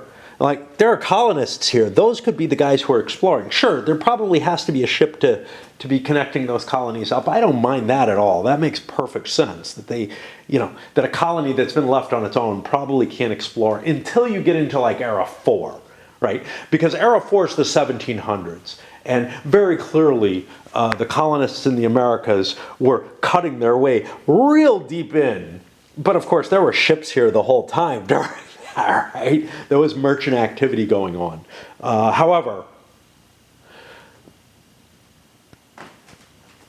there are no ships here. There are no ships there in the Western Med. There's merchant activity going on all over there too. So the idea that like a ship has to be positioned there, but that ship, that whatever that resource is that's, you know, protecting all the trade going in and out of there could just disappear, that could be lost, that seems unacceptable to me. It's obviously what this means, what it's saying here. So there's two things I learned. One is, yep, you explore with your ships, even if it's inland. And two is that you roll an exploration die and it covers all the areas you're looking, that you exist on. So you can take it, you know, wherever you want to, basically. Both of these are really interesting choices. Now, why is there a Spanish fleet here? It went trading. And again, that's cheating, but I really don't give a shit at this point. Like, that made perfect sense to me. The idea that if someone owns one of these, has a claim to one of those already, then it has been explored and discovered. And my feeling is if anybody's there, given the time span involved, you should be able to move your trading fleets in. People were trading with the Americas who did not have colonies there. And if you want some proof of that, look at the Elizabethan era where the Asiento was being circumvented, etc., before the colonization was taking place. And certainly, well, it was happening, you know, the trading that was going bad was happening down in the Caribbean as opposed to over here. So clearly you could have ships, right? So I feel like my wording of that makes more sense. But I also feel like, okay, it's fine. If you want to risk a ship, you can, but that you should also be able to like put an army, and I don't see anything like this, put an army in a location that's adjacent to one of these, because otherwise Russia just doesn't work, and roll the exploration die and treat the army the same as you would an exploration ship. Again, that army is probably way too big for the kind of exploration you're doing, but that's okay, you know? And maybe, I don't know. So like this connects back to Perm. Where's Perm? Perm's here. So maybe an army in Perm is enough to just explore the whole thing. Like you wouldn't have to actually move the army. You could if you wanted to or whatever. Anyway, that would be my fix for it. I don't know where the fuck I am and what I'm doing. I think I'm on the Austrian turn because I was trying to figure out what the fuck is happening with England. Something needs to be fixed though in terms of Russia does not work without some sort of rule. Maybe it's in the errata or something. Or maybe I missed it, but damn, I have looked harder than I do for most things because it is so clearly there needs to be a different rule than a ship. Because there's no ship that you can put on this side to discover. You have to sail all the way around. And it seems obscene to me that the Russians would have to park a boat in an area that they didn't know anything about, basically. You know, like, and then start discovering, and your boat would probably be unconnected, so you'd start discovering this way from that boat. Oh, in addition, this, although careful reading does imply what the example and what I kind of started saying before I looked at the example state, well, what the example shows and what I thought that it might mean, boy, is that fucking counterintuitive as hell. You know, like, unless you're somebody who reads every example, no matter what, because, I don't know, you assume that rules writers like to slip important concepts into the examples rather than putting them in the rules. It is pretty fucking ridiculous to assume that somebody would read this and immediately understand that they could discover the Great Lakes provinces, inland and whatnot, with a ship doing the exploration functionality that's done only with ships. Especially when they have that example to look at. Austria sees a few interesting things they could do. First of all, they have a royal marriage card. Everybody's been ignoring the War of Spanish Succession. It's going to fire off. And out of all the areas there are, Flanders, Wallonia, I mean, yeah, I could get a marriage with someone over there, like whatever, I guess the Dutch. But that would only give me one area with a royal marriage, so it's no better than something that's perhaps a more interesting thing, which would be to replace 2 French cubes here and get a marriage with this new Burgundy that has shown up. Okay, it's possible. That's appealing. There's no question about that.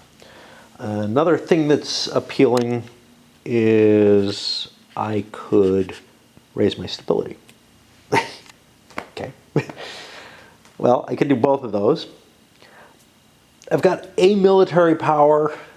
Not a hell of a lot that I can do with that. I could rearrange things, but then wait a minute. I'm one of 2 people who hasn't picked a thing. And do I want to? Well, I looked at Divine Right of Kings. Obviously, I've talked about this before. The Turks are the only ones who are able to take advantage of it. Spain was close, so, you know, maybe. But I'd just be triggering it to get these events to go early. And that doesn't really help me unless I really want to know what the next power struggle is. Ending the stagnation is interesting because I could either gain a claim next to Poland. Too bad none of the power plays are there. I could start another war.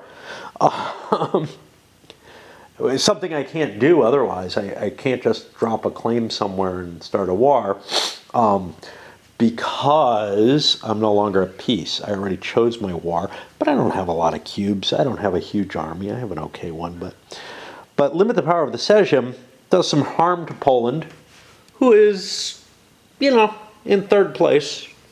They're not completely out of it, right? They could research an idea, great. But they'd get a lot of cash, etc., and I would get a cube. Interesting. That would open up, I don't know, it would open up the possibility of a reorganization to get, which I could still do, to get cubes here and increase the imperial power, but unless I can get it to +6, that's not very helpful, and I'm not going to be able to do that right away. So I wouldn't gain any cubes off of it or anything in the near future. Although I would be closer to 6, which is nice. And then there's this one, which could get me 2 victory points and a military, or something else that I don't really want to do. And this one looks appealing. There's a little bit more money here, and Austria is low on cash. Well, they have a lot of cash, but they have a lot of debt.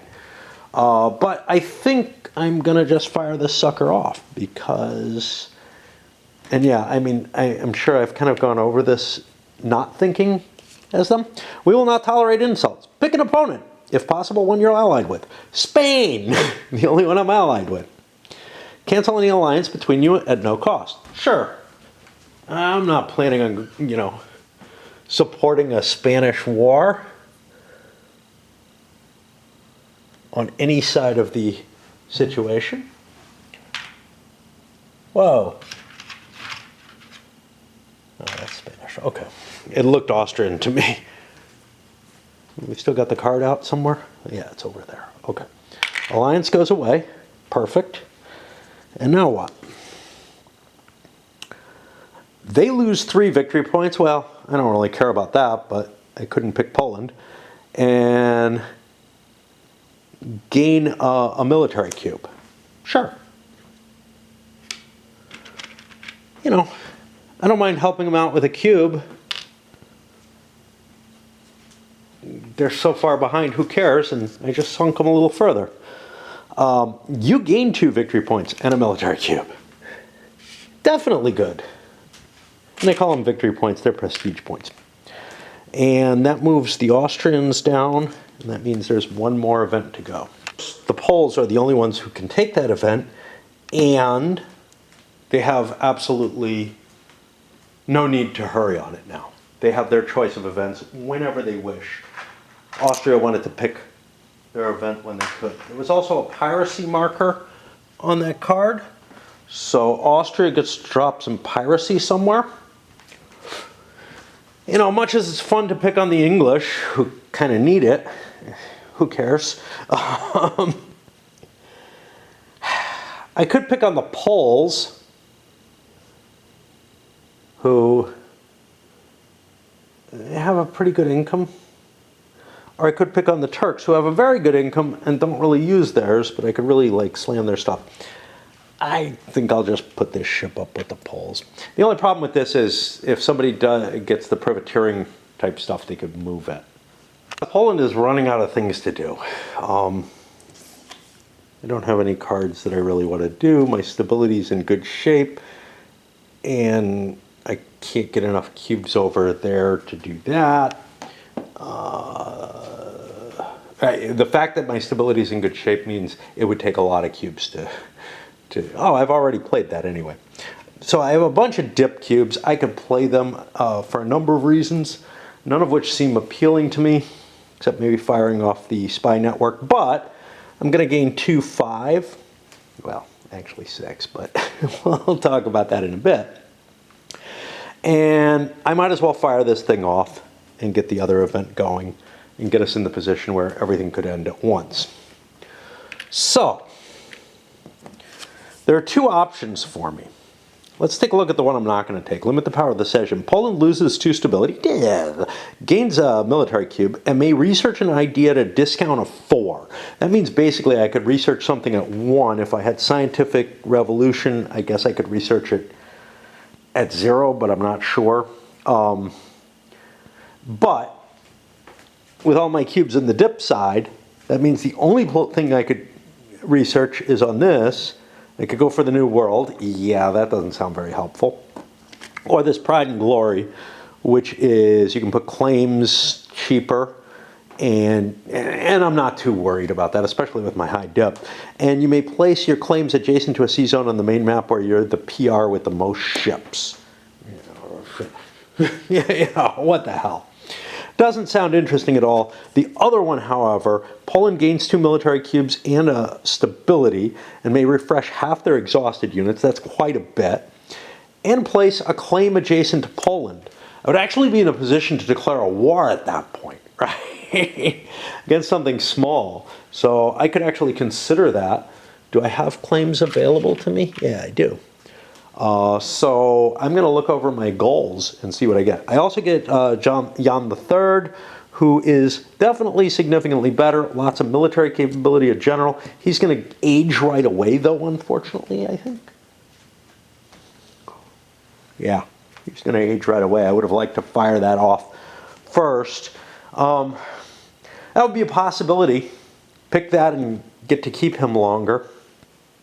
Do I want to do that? Because there's probably a triangle in, both halves of the deck. I don't remember what they said, but I think that's what they said. And those triangles are sitting on, well, so this card was limited to a 2, so I bet you the next triangle's on a 2 as well, so I might last a long time. But he's a military leader, and if I want to use him in battle, there's a good chance he could die.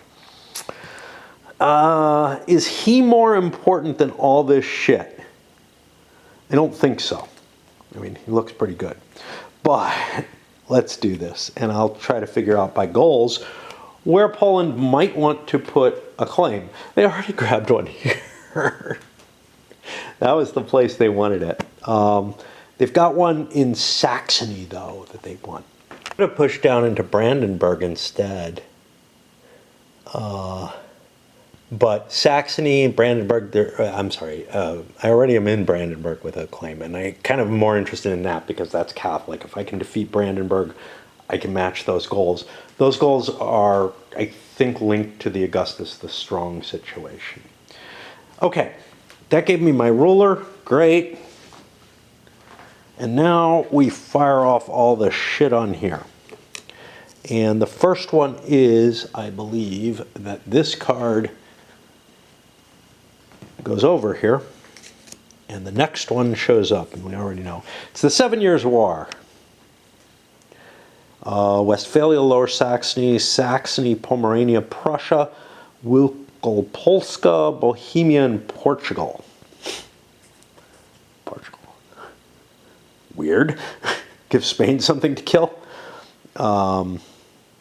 Players are interested in distant trade zones, where they're the only one to have adjacent towns, and ones where the only one with adjacent ships, and that's going to be two prestige each. So that's an interesting little thing. Remember, 7 Years' War is often touted as the first truly world war.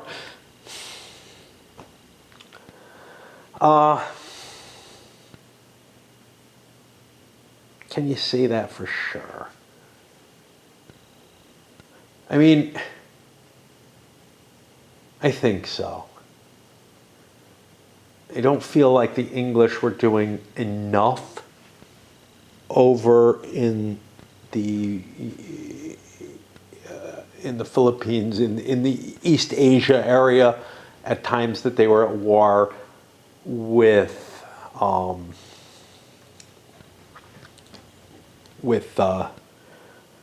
Spain before that. Certainly we're in the Americas, but there was sort of a global war that was going on between England and the Dutch, certainly prior to the 7 Years' War. But it didn't really result in a big land war in Europe. So, kind of doesn't qualify in the same way. I'm just trying to think, and then if you think about Austrian succession, that's a harder one. I think there were conflicts between France and England going on in North America already, but I'm not positive about this. Obviously, the siege of Quebec and all is 7 Years' War era, and also in India. So I'm a little iffy about calling the 7 Years' War that, but for the purposes of this game, that 7 Years' War card is both. It's both the Austrian succession, and probably throw Bavarian succession in as well. All right, let's keep going. Okay, we fire off the religious spread, and I just have to look up, and I'm going to cut the camera. I have to look up to see, again, which provinces get precedent. I know the Protestants get the first move because it's not a player who chose this, and it's going to be the place with the highest tax income with a town next to it. And I think it's next to any of the possible groupings, clusters. The Polish choice is beginning to look more iffy. Again, yes, I got some things off of the choice that I made. But the fact that the Protestants go first means that this cluster, well, it's not guaranteed, but it's pretty damn likely. So this is going to be very late in play moving into here. In fact, it may not even happen, right? Because this is 1, 2, 3. It doesn't matter. It doesn't make a difference. It's any of these, right? So I could be going into, this is 2, this is 2, this is 2, but this is 4. So this is probably going to get hit first. And I don't have anything to follow up and bring counter-reform in there. So that's going to end up Protestant again, almost certainly. So, oh shit, this did not charge. I decided to use little orange markers to show the richest areas that are adjacent to Protestant areas. And you know what the richest one is? It's central Italy. That's not good. That's the papacy there. I gotta look up to see if they can convert over. Searching for this, I hit the HRE religion. And remember, the HRE religion changes. Here's where we have a problem. I think the HRE has no religion right now. I didn't mark that down, and I probably should. I don't know what it matters. The emperor, so I found an incongruity in this, and it's an advanced rule, right? The emperor is only allowed to change state religion. So what they say is if there are elector areas of multiple religions, the HRE ceases to have an official religion. Great. The emperor is only allowed to change state religion if the HRE has changed its official religion to another religion than that which is currently the emperor's state religion. If the emperor adopts a revolutionary, the HRE is permanently dissolved. Now,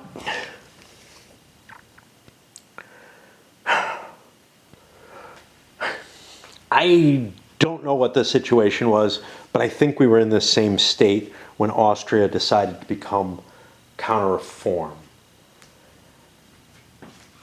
The way this is worded, it looks like I followed the rules.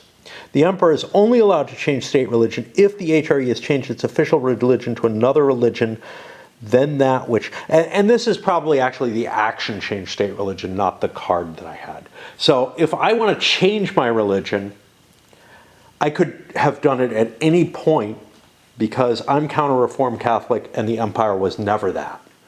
So if I wanted to, right? But remember I had some thinking about, hey, do I want to go Protestant or whatever? I think I could do that as long as the state religion of the empire is not Catholic. If it matches mine, I can't switch. But I can switch to anything I like legally, as long as it's not my own. So that's fine. But I didn't get to the religion section yet. I don't know where it is. There we go. Oh, fuck. All right. So Catholic abilities, I think I've got them right. Protestant abilities, though, they have a discount of 1 on their convert area action at the cost of playing the development action card. Didn't realize that. Makes sense.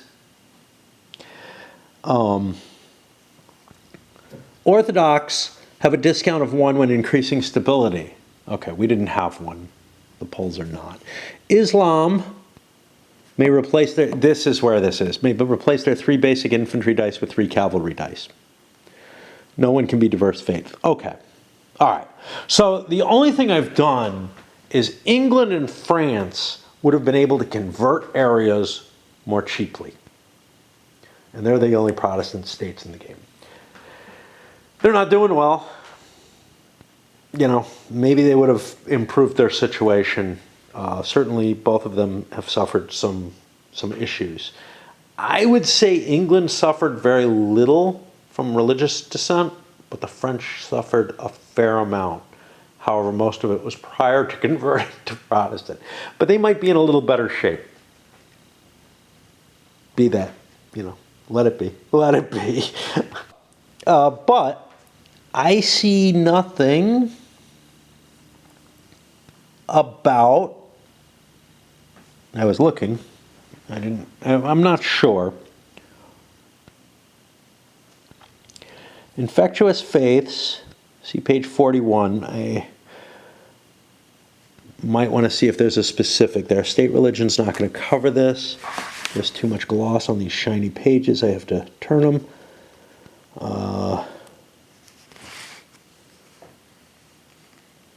Religions of areas.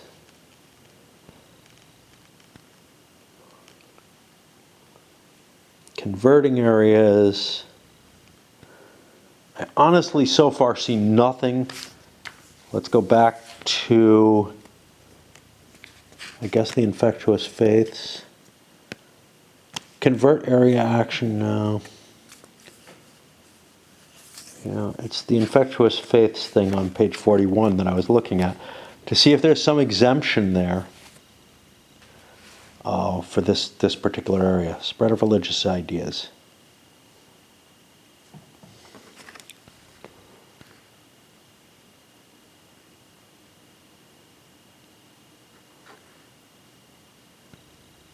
I don't see anything.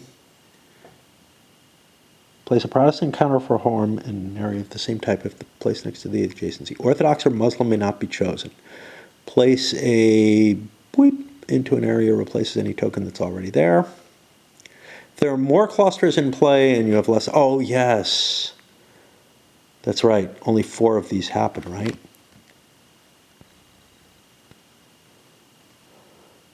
Not so clear with the auto-resolution. Auto-resolution rules are weird because I think they assume all this follows. You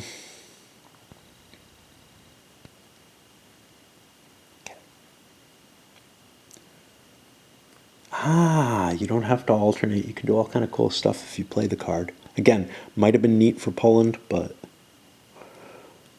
I don't see anything that prevents the papacy from becoming a Protestant state. Now, I don't mind that the area has become Protestant. I don't mind at all. What I do mind, and this is the division of the empire, what I do mind is the papacy's official state religion has just become Protestant. I'm going to refuse that.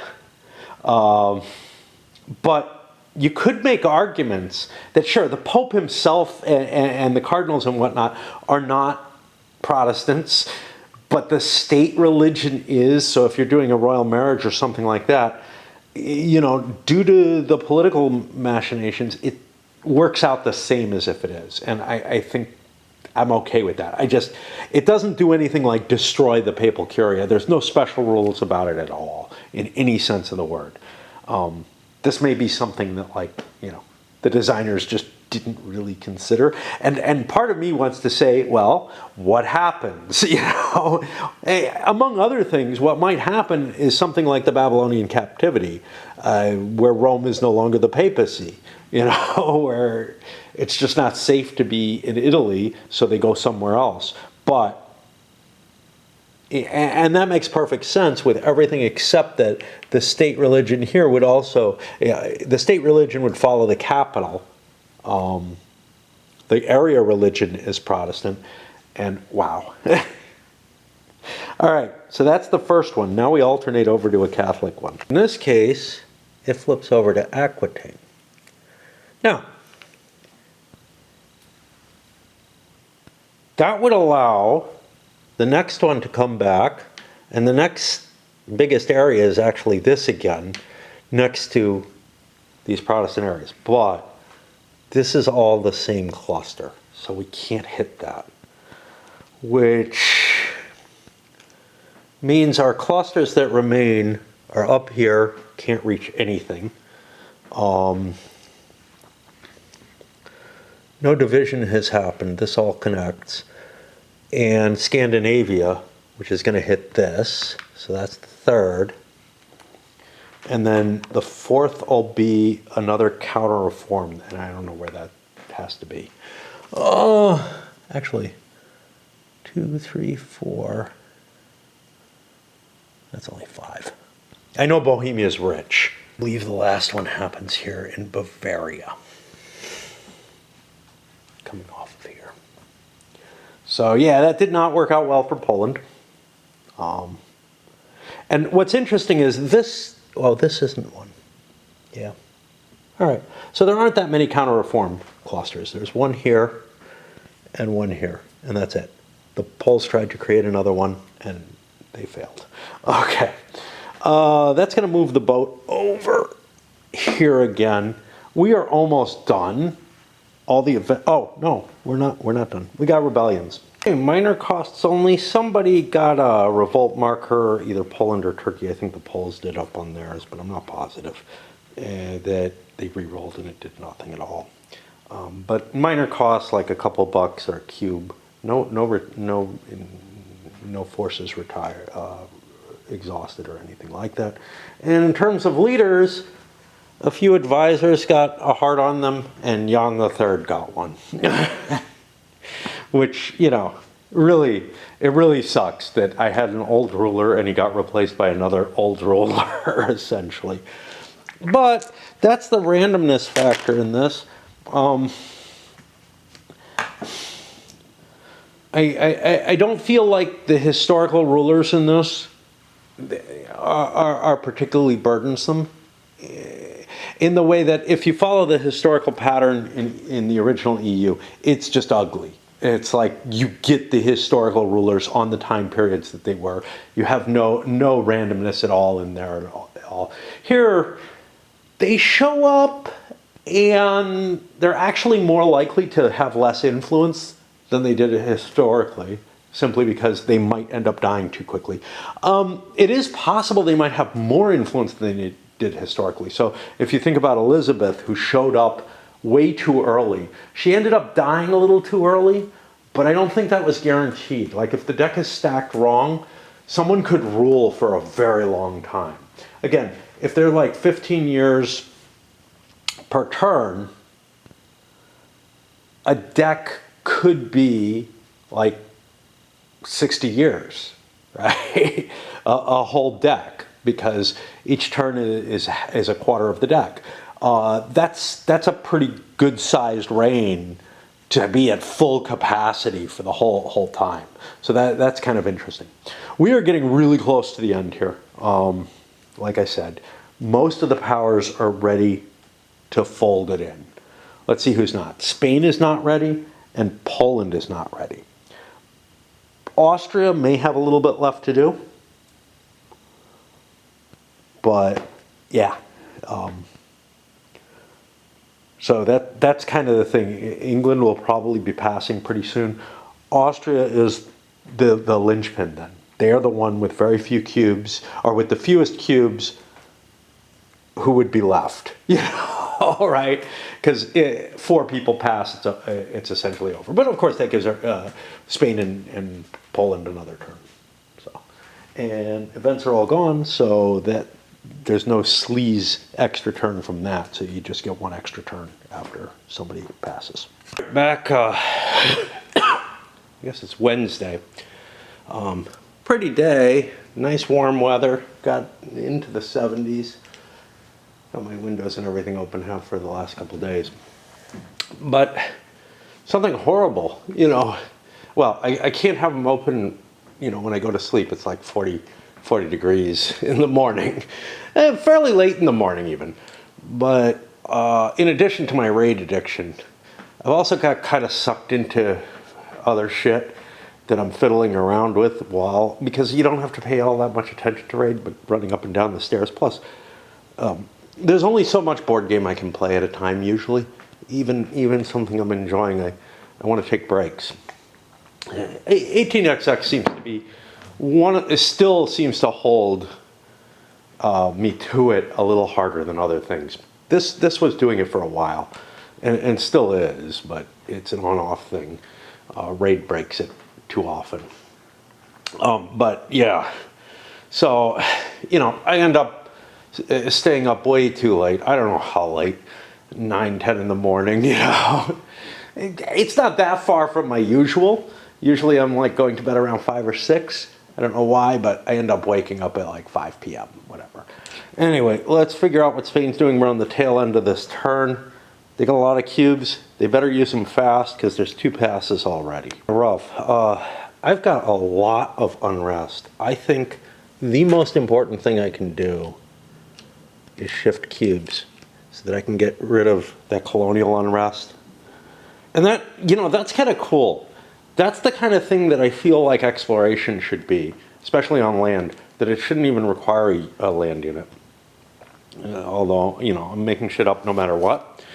Because, so what I was going to say is, when I do a military suppress unrest, a police action or whatever, I'm not forming, as barn in a barn. I do have an issue with that. The Midwestern thing. I think that's where I caught it from, because everybody in New York made fun of me for it. And the person who you know gives me the "I was born in a barn" part, you know, as a joke sort of, was my mom. And you know, my parents both lived in the Midwest for their youths. Well, for their American youth, at least for my dad. The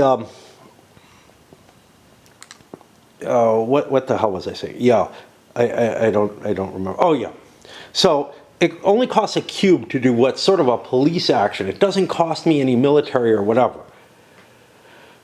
This is a small force, probably larger than any on-land expedition to explore, probably. You know, if you're not looking at something like, and you know, I mean, if you look at the original numbers, like Pizarro went in with what, 24 people, you know, but eventually for the full conquest and whatnot, it took a reasonable amount, a reasonable little force that might qualify as a peace. But hey, you need a peace to conquer that, and in fact, to take Cuzco, you need either an artillery or a 2-strength force. So you actually need an army down there to do that. Same thing with Mexico City, which comports very nicely with EU. Now, in this game, you're free to use your troops wherever the hell you like. So I could send an army, you know, overseas without it being a problem, even if I don't have an army here in this one. But in the original EU,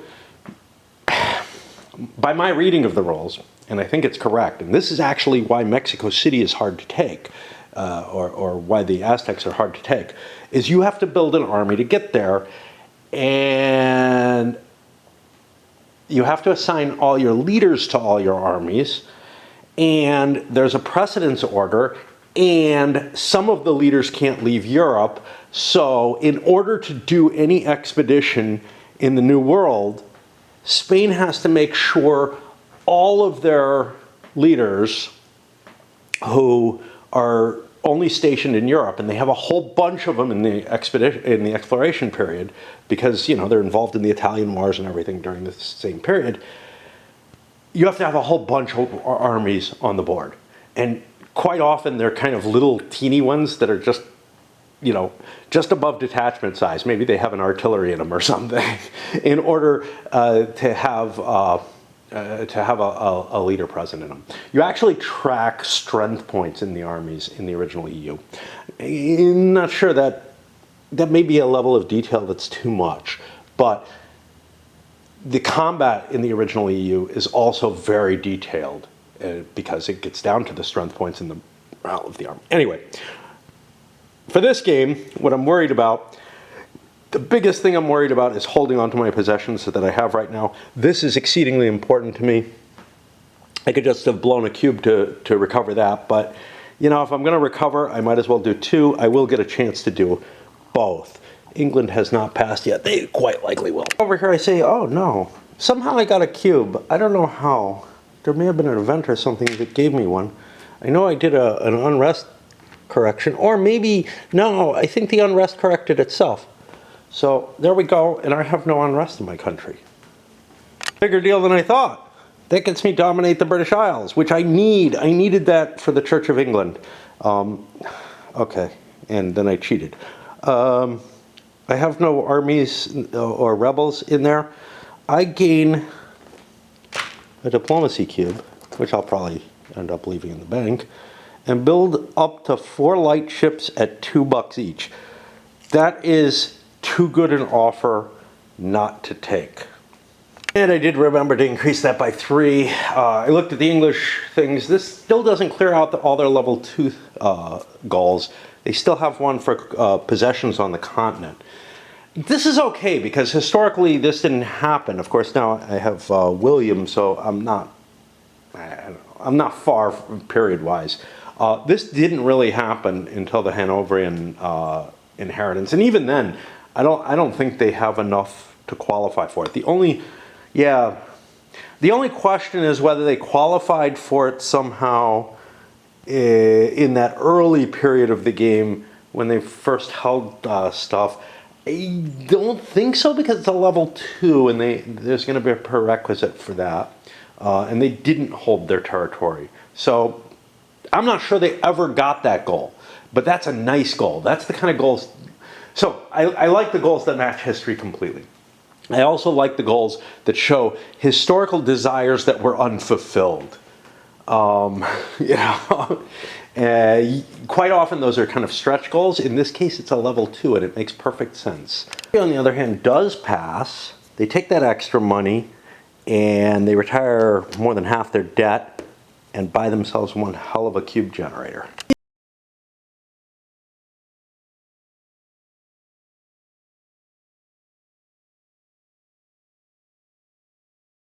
These power struggle cards, they have an ancillary effect that I don't keep in mind quite often. I don't remember exactly what it is. I think it makes claims cheaper to place or something like that. The problem is, because they're tied to the events, and they may not come up very early in a turn. Remember, less than half the events available in a round, to use the terminology of the game. Less than half the events in a round are available right to begin with. So they're not likely to show this kind of impact on the turn as a whole. Now, there's a kind of nice mechanism in play that you know where they are and what they affect. But right now, there's some kind of bonus to dropping immediate claims into those areas. I actually almost wish that while they were on the on-deck box, they had this additional effect. Because the point is, by the time you get around to them, there's a good chance that you're already at war, if you have any war effects. And also, it passes my mind because it's so usually not available. And fuck. I know they're further. I may have to just break down. There we go. When evaluating fabricate claims, you only have to pay 1 for each claim in a battleground area. Yeah, that's the only real impact of the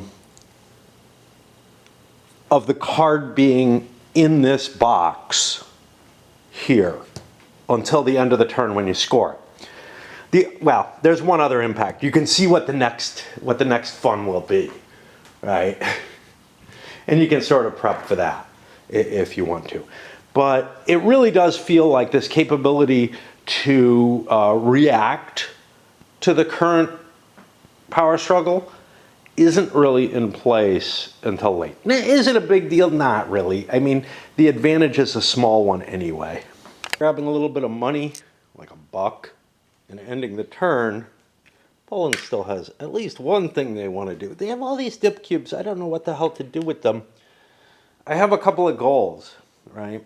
one of them, if I had the dip cards for it, so I'm going to get points for the House of Vetten because I've progressed far enough that I can finally claim it. I could have claimed it long ago if I had the cards for it. I hadn't been able to select it or whatever.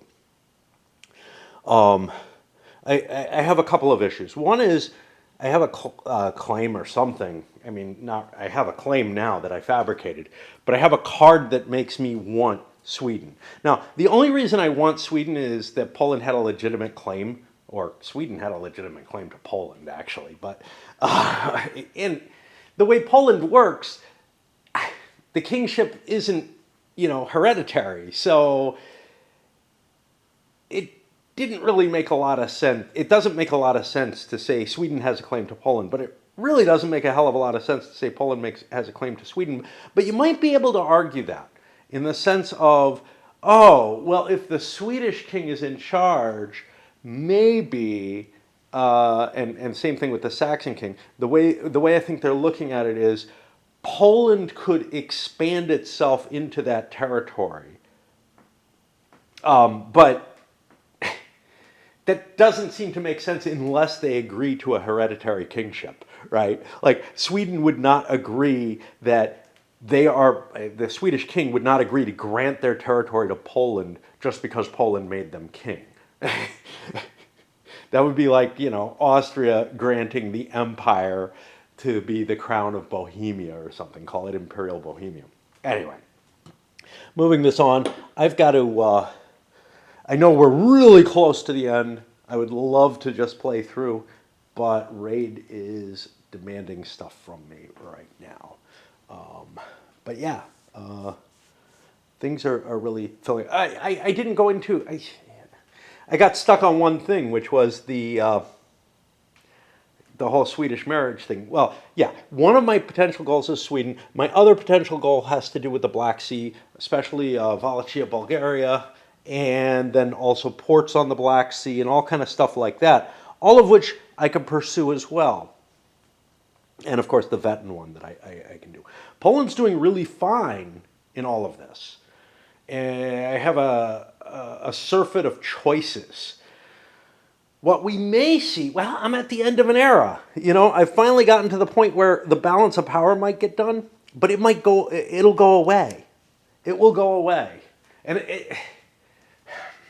some of those milestones, like balance of power, that should be a milestone from now on. It should be a potential one, at least in concept, if the wording means what it does, and it kind of feels like it does. Plus that catch-up mechanic or mechanism feels nice.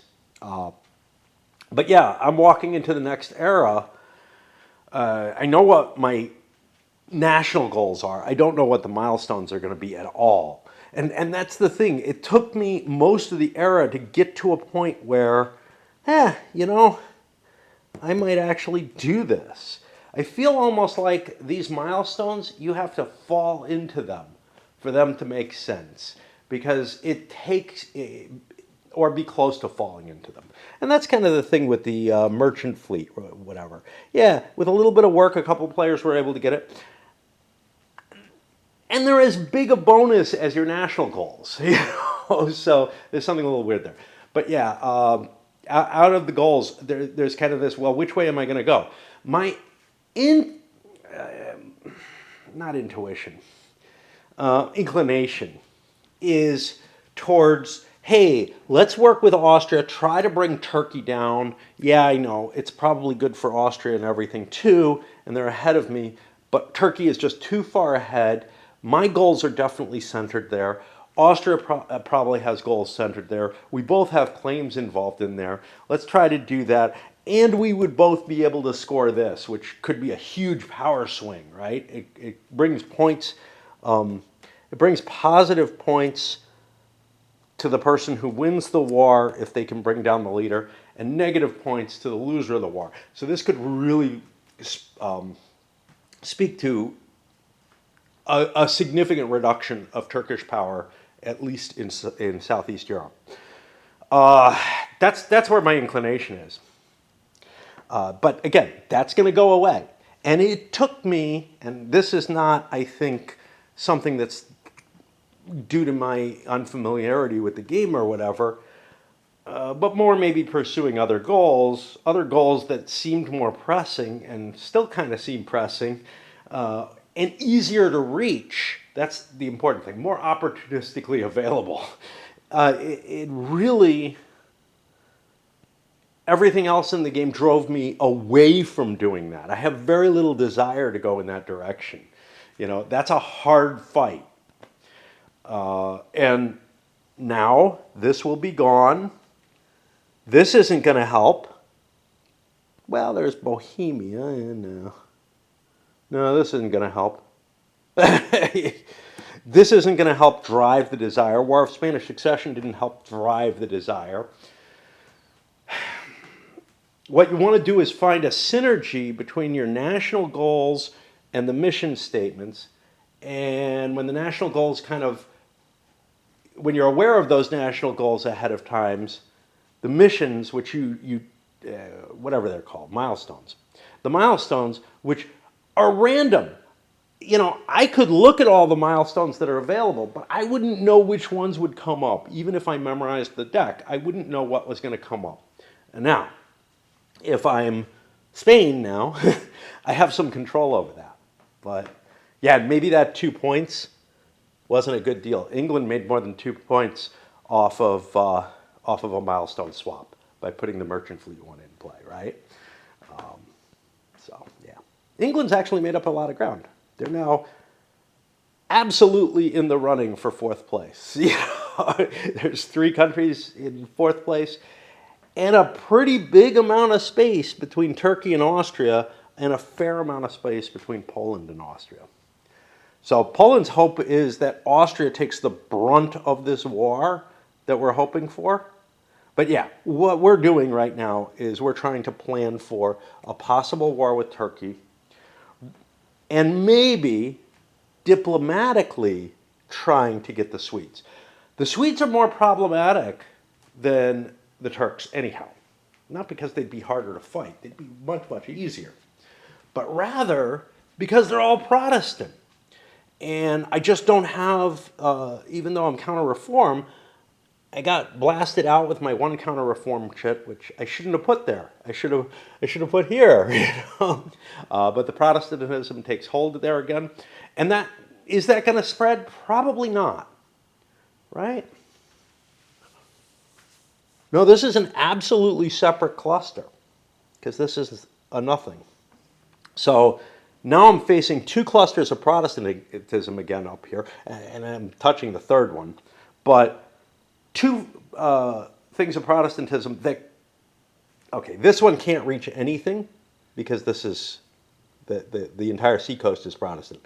But, oh no, this connects in. Oh, okay. Yeah, this is all part of the grand stuff. Yeah, I'm actually immune to the Protestantism as long as I can cope with this being here. Oh well. Yeah. But it would be a very hard thing for me to convert all of Sweden to Catholic. Now, if I had a missionary or something, I could make it my goal, and maybe get things swinging in the right direction. But because that's not going to be connected by land and cannot be connected by land, and even if it could, Karelia would be Orthodox normally, so unless that had been converted or something by other means, it wouldn't just spread in there. All right, back to babbling too much, but the scope, the topic, these are so exciting to me. I feel like I want to use a different word, but whatever comes out. It's just I say that and I'm like, well, that doesn't seem to have the same weight to it that I want, because it's not like, ooh, it's something different. It's a very different feeling than that. Not that I go, ooh, very often. I can't think of anything that does that. I can remember being involved in or watching sporting events, and people get so fucking excited, like they're gonna wet their pants or something over it. And I'm just like, yeah, that's cool. I like that. That's kind of just the way I am. But beyond that, this isn't like that. This is like it draws me in so completely. It's like I don't know. It's like learning a new thing, a new skill or whatever, and the enjoyment of that. It's not like clap, clap, yay. And all right, on to another tangent. So this was my first sign in the Lord of the Rings movie, the first of the trilogy that they put, that it was crap. Was I don't remember where it was. I think it was right. It was right at the end of that first movie, which I think is the death of Boromir. I actually saw this in the theater. I didn't see any of the others in the theater. Actually, I don't even know if I saw the third one. But I was so disappointed. No, I think I saw the second one in the theater as well. I was so disappointed by this reaction that looked like a fucking football team. Like one of their party has been killed. Others are missing. Their whole purpose is gone. The ring is gone. And there's this kind of sort of high-fiving moment, psyching themselves up to go out and it just feels bullshit to me. Like, that may be exactly how most people actually react. But to me, it was just such a discordant thing. Like, I feel like there should be this kind of grim determination. It's not like, well, we're really far down and it would suck if we lose. No, it's the fucking world at balance here, You don't hype yourself up like that. But honestly, if you look at like how military units, modern military units at least, get themselves, charged up and everything, it's kind of like that. But this isn't a big military unit. It's a small band, and I don't know. And I'm not saying like, I could picture a shield wall or something banging their shields. That would be the thing. But they wouldn't be doing it in the way, like it just doesn't feel right to be in the way that like a modern football team would do it. It feels discordant to me. It doesn't feel like the right spirit there. And for that matter, a modern military force. I just feel like the mindset of the people involved is different. These are not normal. These are not modern 21st, 20th century people, that are there. They have a different mindset and whatever. However you want to look at that. Okay.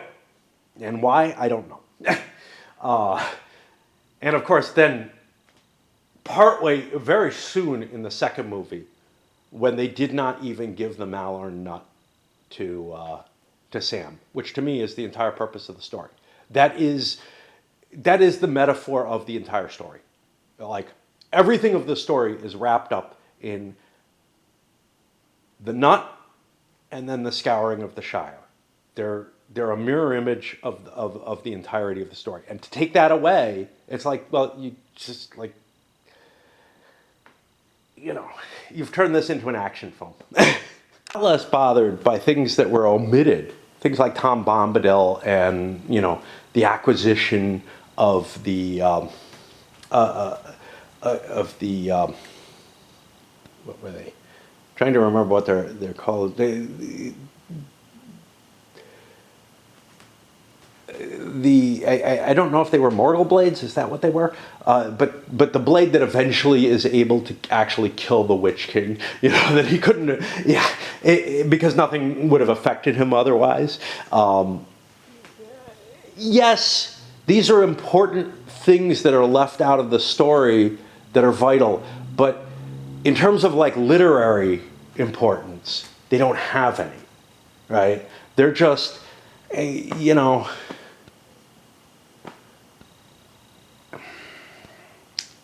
their lore, like it had to happen in the story. You leave it out though, and it doesn't mean anything to me. It's like leaving out bits of lore, getting that a little fucked up or whatever. I'm not that kind of purist, right? I understand the need to trim stuff from the story that's explanatory, whatever. It's a shame that that went away, but okay.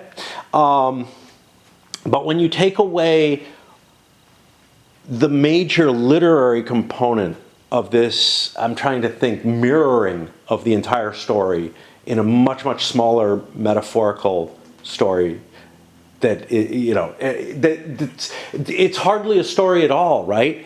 But to me, that was absolutely key, because that tells you, like, that distills the entirety of The Lord of the Rings, is the story of the Malorn nut and being planted back in the Shire, as after all the filth and everything, it's recovered, and the hope and all that. That is the story, you know. And to take that away, you take away one of the few things that I think Tolkien actually really did that was literary, that was in a literary sense masterful. You know, his little fucking doggerel and all that, nah.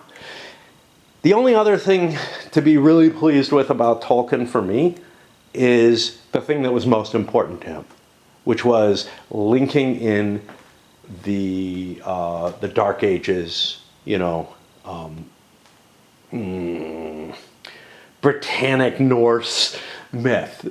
You know, that also is really important to me, and that's present. You know, I mean, that's the background of the whole thing.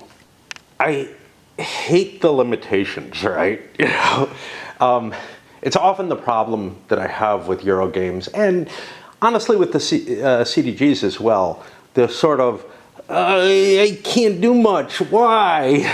And sometimes it feels very frustrating, not just in terms of just sort of in terms of what things can I do, what can't I do, and do they make sense, you know? So, you know, obviously, if you're talking about just spending energy, you know, or something like that, in some games it doesn't irk me.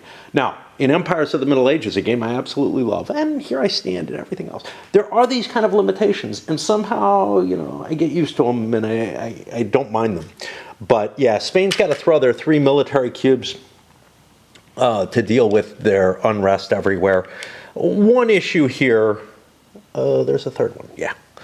One issue here, and I don't mind this actually. Like, it makes sense that I have a limited amount of activity that I can do. But on the other hand, I do compare it to the model that I'm looking at in something like EU or whatever, where I also have a limited amount of activity that I can do, in the original, where I also have a limited amount of activity that I can do, but it doesn't feel, I don't know, it doesn't feel like I'm calculating so much, right? I don't have to like try to find that edge case and find that extra cube and everything like that. That does irritate me. But sometimes it feels like, hey, come on, I should be able to do plenty of stuff. So in the original EU, generally the limitation is, in a war, you can't do a whole hell of a lot. You can't be like, you know, performing a blitzkrieg, sweeping everywhere.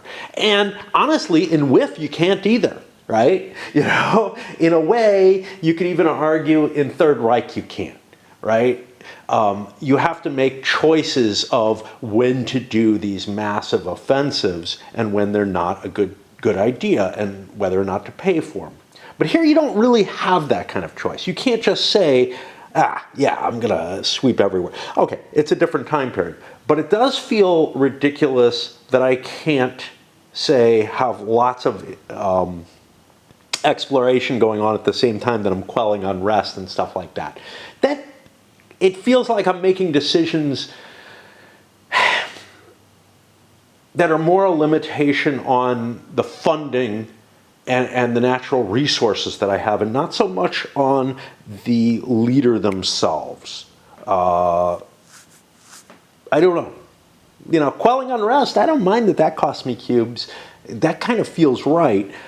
But why would that prevent me from, you know, signing the papers involved for an exploration expedition, you know, especially since some of these were funded, you know, magically, basically, you know, they weren't state-funded things. Anyway, I need to get that out of the way.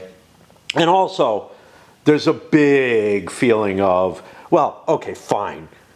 I've only got so much focus for military, but why I'm not able to get the other things that I have focus on because this weird time limit based on the passing. That really kind of gets me. Here I'm rushing, but again, what I really want to do is I want to cure my unrest, but I also want to go exploring. And I just feel like they're kind of different things. You know, the activity that causes me to be able to handle the unrest, and granted, it's way easy.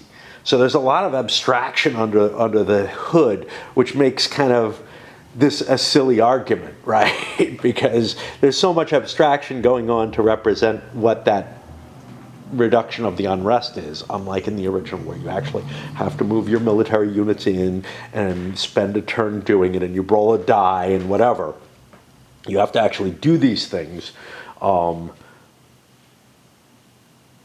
where it's taking up resources of time and military units.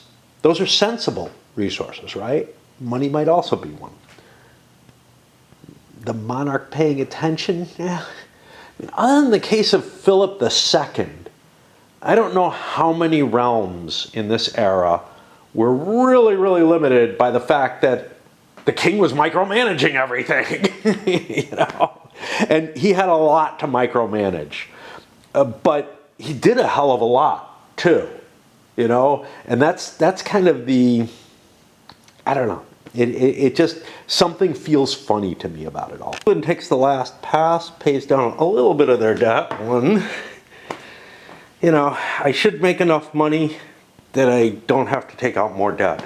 If I do have to take out more debt, well, I break even, you know, whatever. For Poland, well, no point in passing now. The game, the turn is, you know, set up, and I know it's going to end no matter what. I have all these dip cubes. I don't know what the hell to do with a bunch of dip cubes.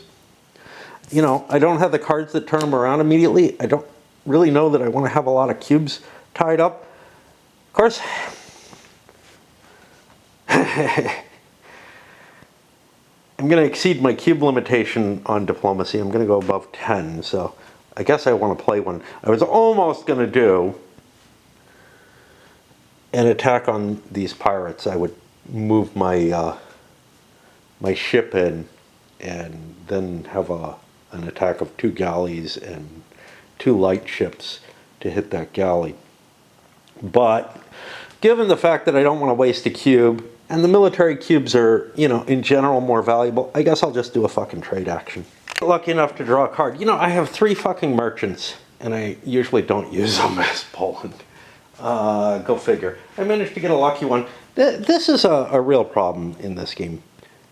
I look for regions, and I don't know what it, you know, they're going to be located near the trade center that they're on, but it's not always that close. So this is the Kiev Trade Center. There are things up here, you know, that are in play and whatever. In this case, I got for $5, which, that's great, you know. I'm still going to probably exceed my total value. I have a loan to pay off. I'll do that. I mean, might as well. I can always make my decision to throw money away at the end of the turn, but and do I have a military leader? Yeah, I'll buy that. This is, I think, where I forget to put my military leaders on the board, is that or my advisors. Well, my advisors in general. It's right at the last turn when I'm holding off to do it, and I don't have a pass in play. I don't have a pass coming to me or anything. But I just think I'm running a normal turn, and I forget that, yeah, you got to get them out now. So for Spain, don't have a hell of a lot of choices. I bought myself an advisor. Remember to do that first, you know, or just do it. I have no military. That means I can't explore, which is probably what I would want to do. But if I can't explore, What I can still do is play one of these cards.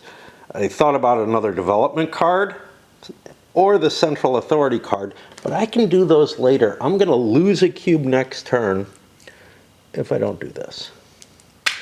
So that will be the end of that, and that puts us at the end of the action phase, which means in order to remind myself, I do my normal, drop this down here, because I got some raid I got to do.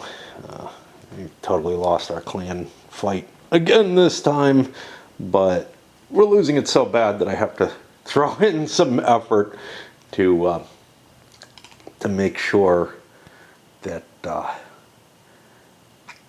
that I get that we get sort of the minimal benefit at the end, which is kind of pathetic. Okay, so as we start going through Peace and Rebels, no Casus Belli, no truces. Almost no Casus Belli show up on their own in this game. I've seen a couple of cases where they might, or where they could. Same word, right? Yeah, sure. NPR invasions, none of them. Rebels siege remove. Oop. This has to be overland, right? Yeah. So this is just going to dissolve. Most, in fact, all the locations that have rebel armies dissolved an army. This one actually went away completely, because the countries are beginning to get their unrest under control. And this has been a big thing. That sort of dichotomy between, or hard choice between letting something, stay in revolt.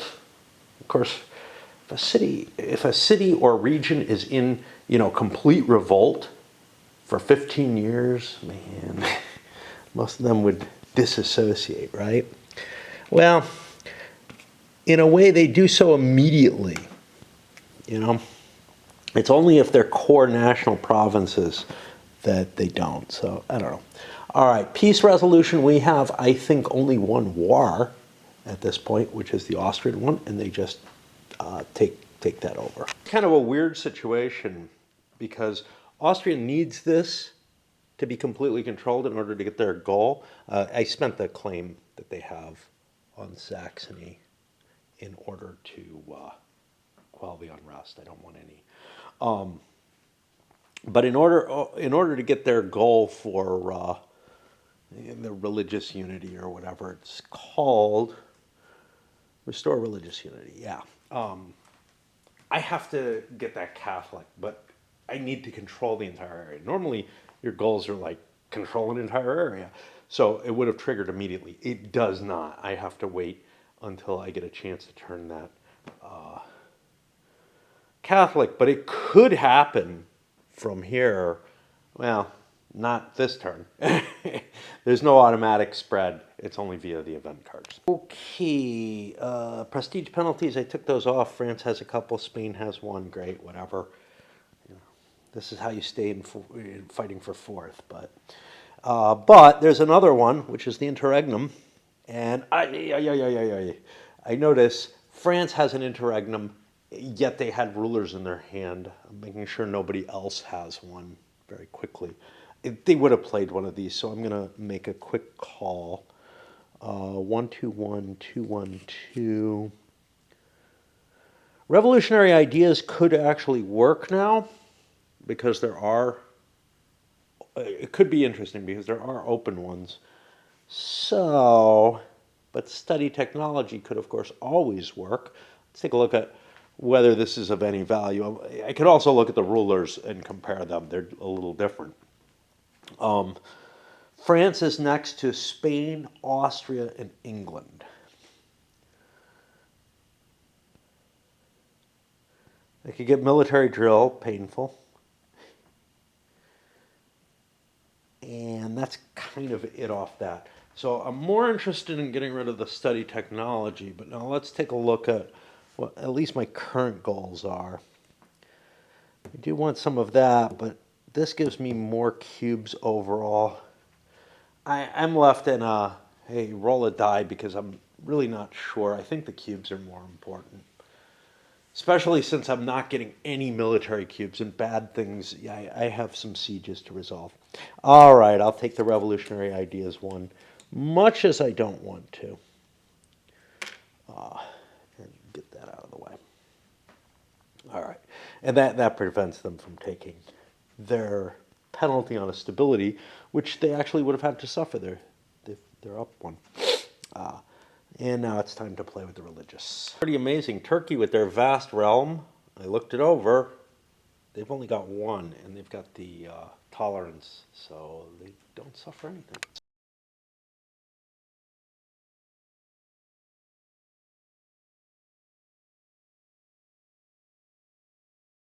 Spread of Protestantism into Italy is very problematic for the Austrians. They also have Saxony, which they just gained. They're going to be struggling with these problems. And the Poles, well, they have a vassal who's Protestant, and they've been struggling with that as well. Because their tolerance doesn't work with that, they were able to cancel.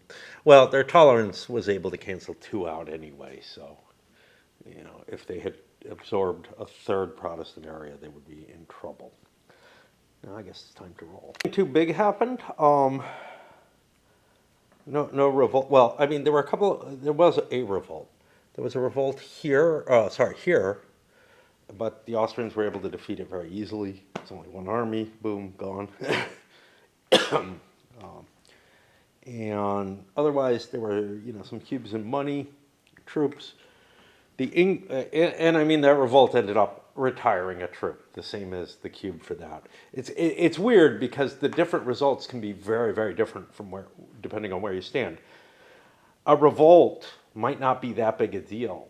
In fact, it's less than any of the other bad effects, perhaps, if you've got an army stationed there.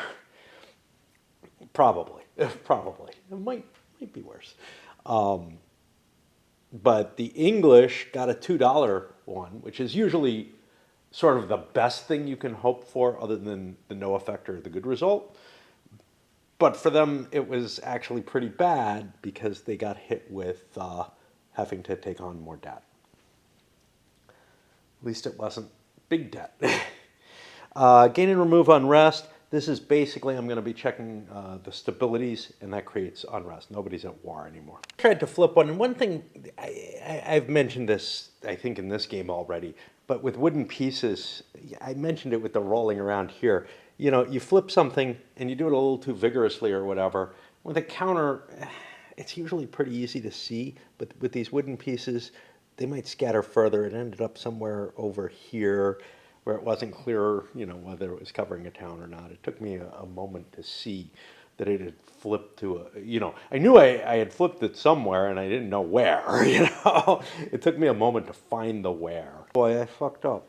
For some reason, I decided I would roll the rebel dice somewhere around here. I don't know what the hell I was doing. I am owed a couple of rolls for these new results, which I have to do. And that didn't result in anything too much more. I mean, like the English lost a cube. Pretty much everybody had, you get at most one of those. I should have done it at the same time.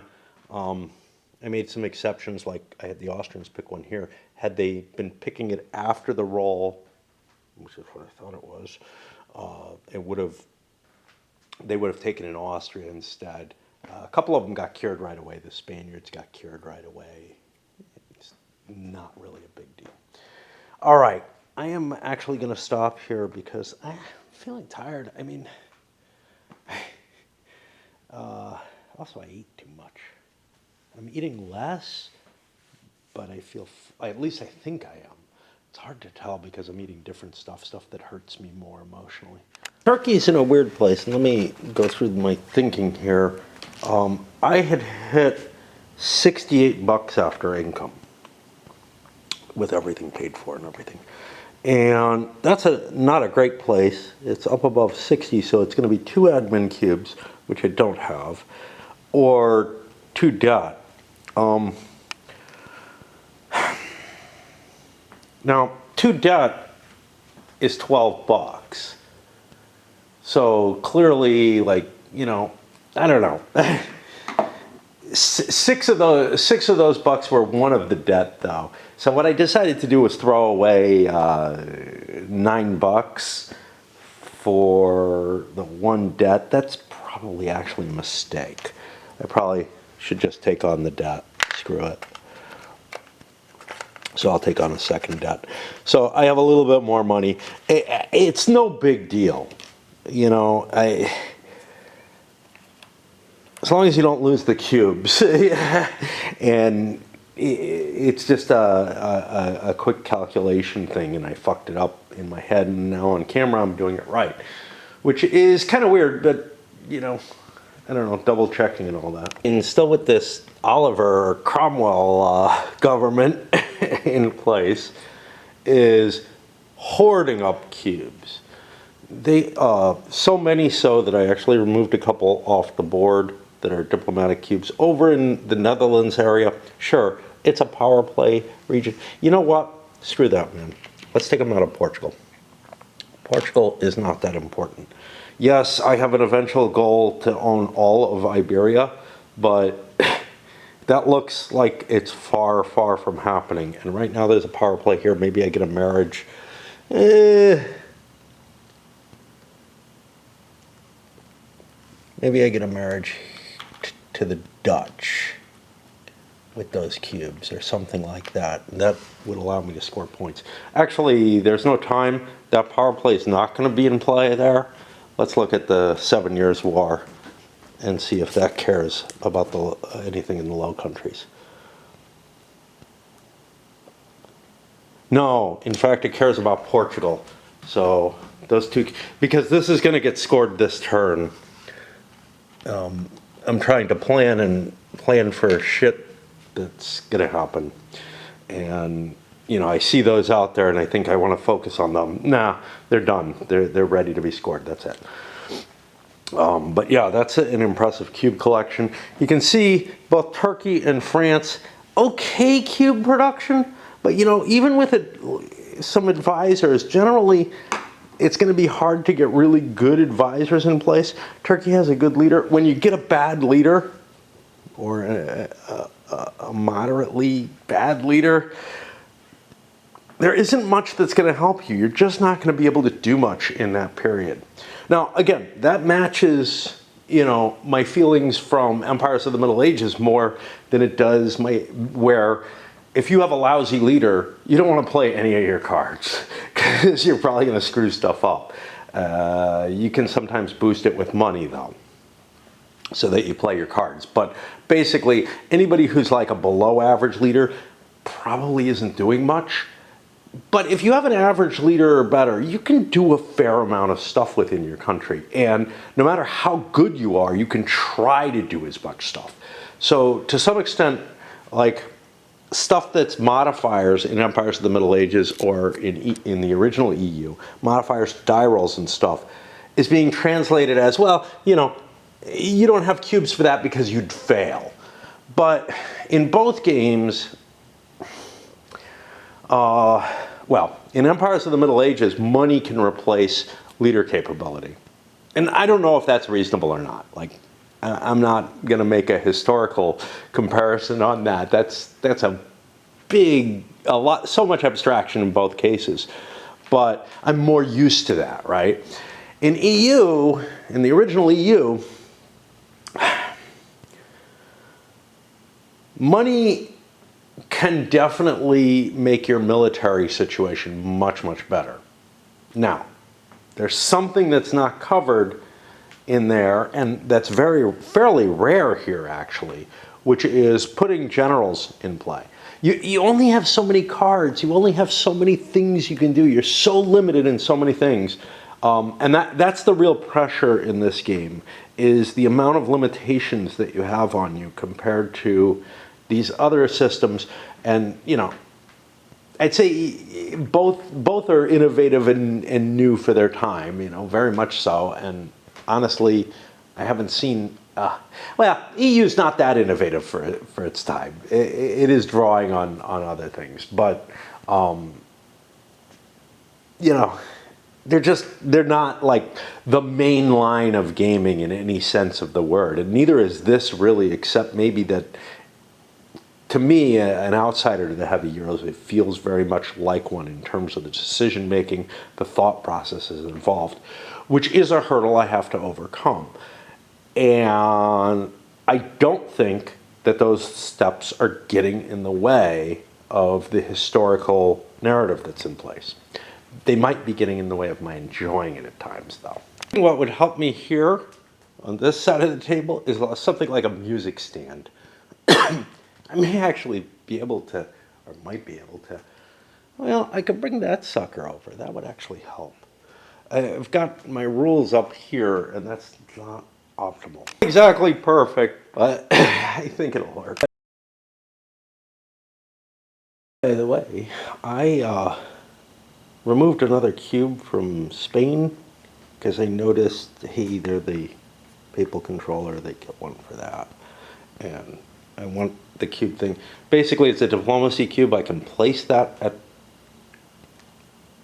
the same or less cost anytime during the game. It might take an action, though, but it was somewhere in northern Italy or something, and who cares? You know, it's not a focus in the current situation.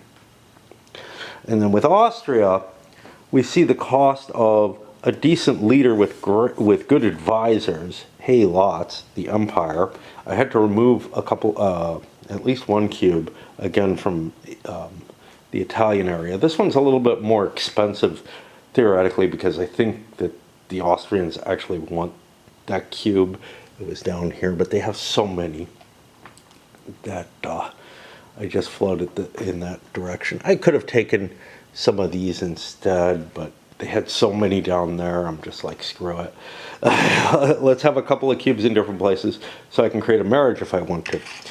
And it does bring, now as I'm getting a more complete view and more familiarity with how the game goes, well, let me hit the point. But the cost was, I only made $6 with a fairly big country, you know,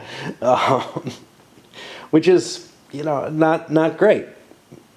Money is also important. However, there's debt. Debt is possible. You can't go into debt to get cubes. But it does bring an interesting point, which is that if you have a very effective and powerful ruler, maintaining your diplomatic tie, and I can make an argument why this might make sense, but I just want to point this out. Maintaining your diplomatic ties becomes an actual burden compared to if you have a lousy ruler, you'll be able to keep those influence markers out there to whatever degree you want. And, you know, markers here and markers on cards and stuff, well, not to whatever you want, but it's much, much easier. The better your ruler, the harder it is to have a lot of sort of long-standing things in place. Now, the argument there is, well, that good ruler will maybe tinker with this shit and be playing with it all, and therefore it is going to take some of his attention away, whereas the lousy ruler will just let things sit. And those things do just kind of sit. But the good ruler is stupid or something along those lines. I don't know. But yeah, it does feel like when you have a good ruler and good advisors, your cube limit might be at risk. If you don't maintain, you know, if you have a shitty ruler, don't have great advisors, whatever, you may end up in a situation where you can maintain more sort of permanent or semi-permanent board state in terms of like, I've got influence in countries, I've got, you know, these programs like the, whatever that is, the development or whatever, in play that I can keep. Now, obviously, this is just stupid. You just don't want that shit. But, to be fair, France has that, and Poland has that, and neither one are being taxed because their leadership just isn't good enough, and they don't have a whole lot of diplomacy on the board. Speaking of those cards, Poland finally got rid of their stupid spy network. I had too rich a cube pull with good diplomacy rulers and whatnot. And I just, keeping one cube on that card might have been worth it.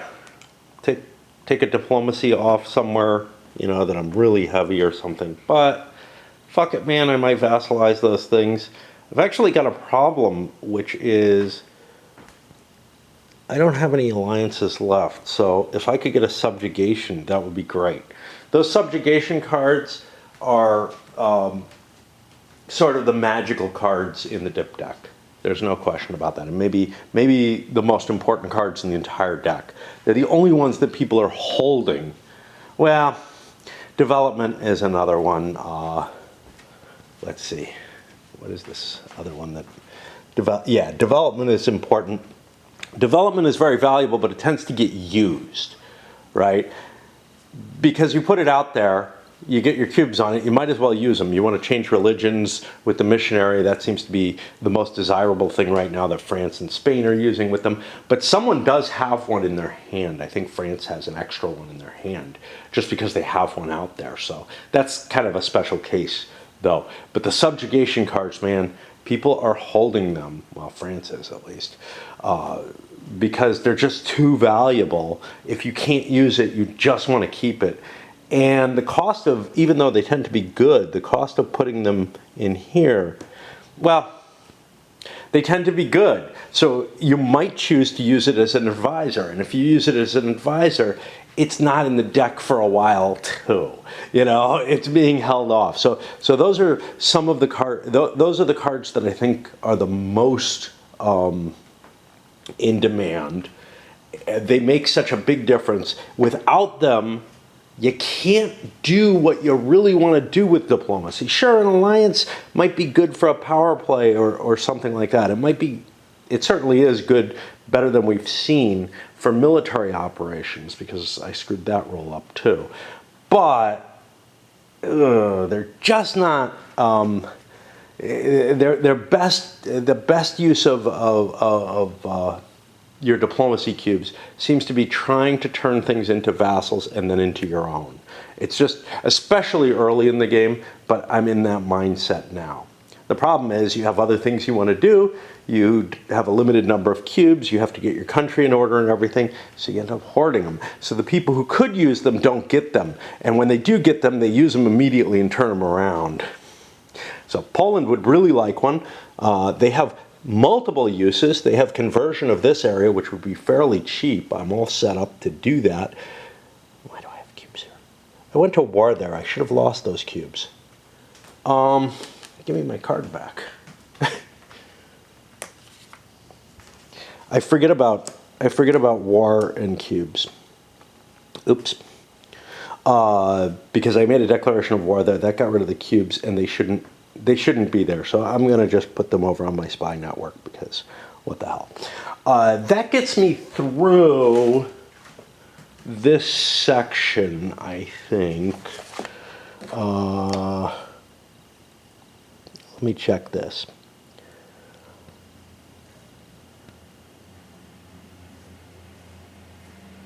Okay, let's pass. Yeah, let's reset for the turn, but then we'll do the end of age routine at the end.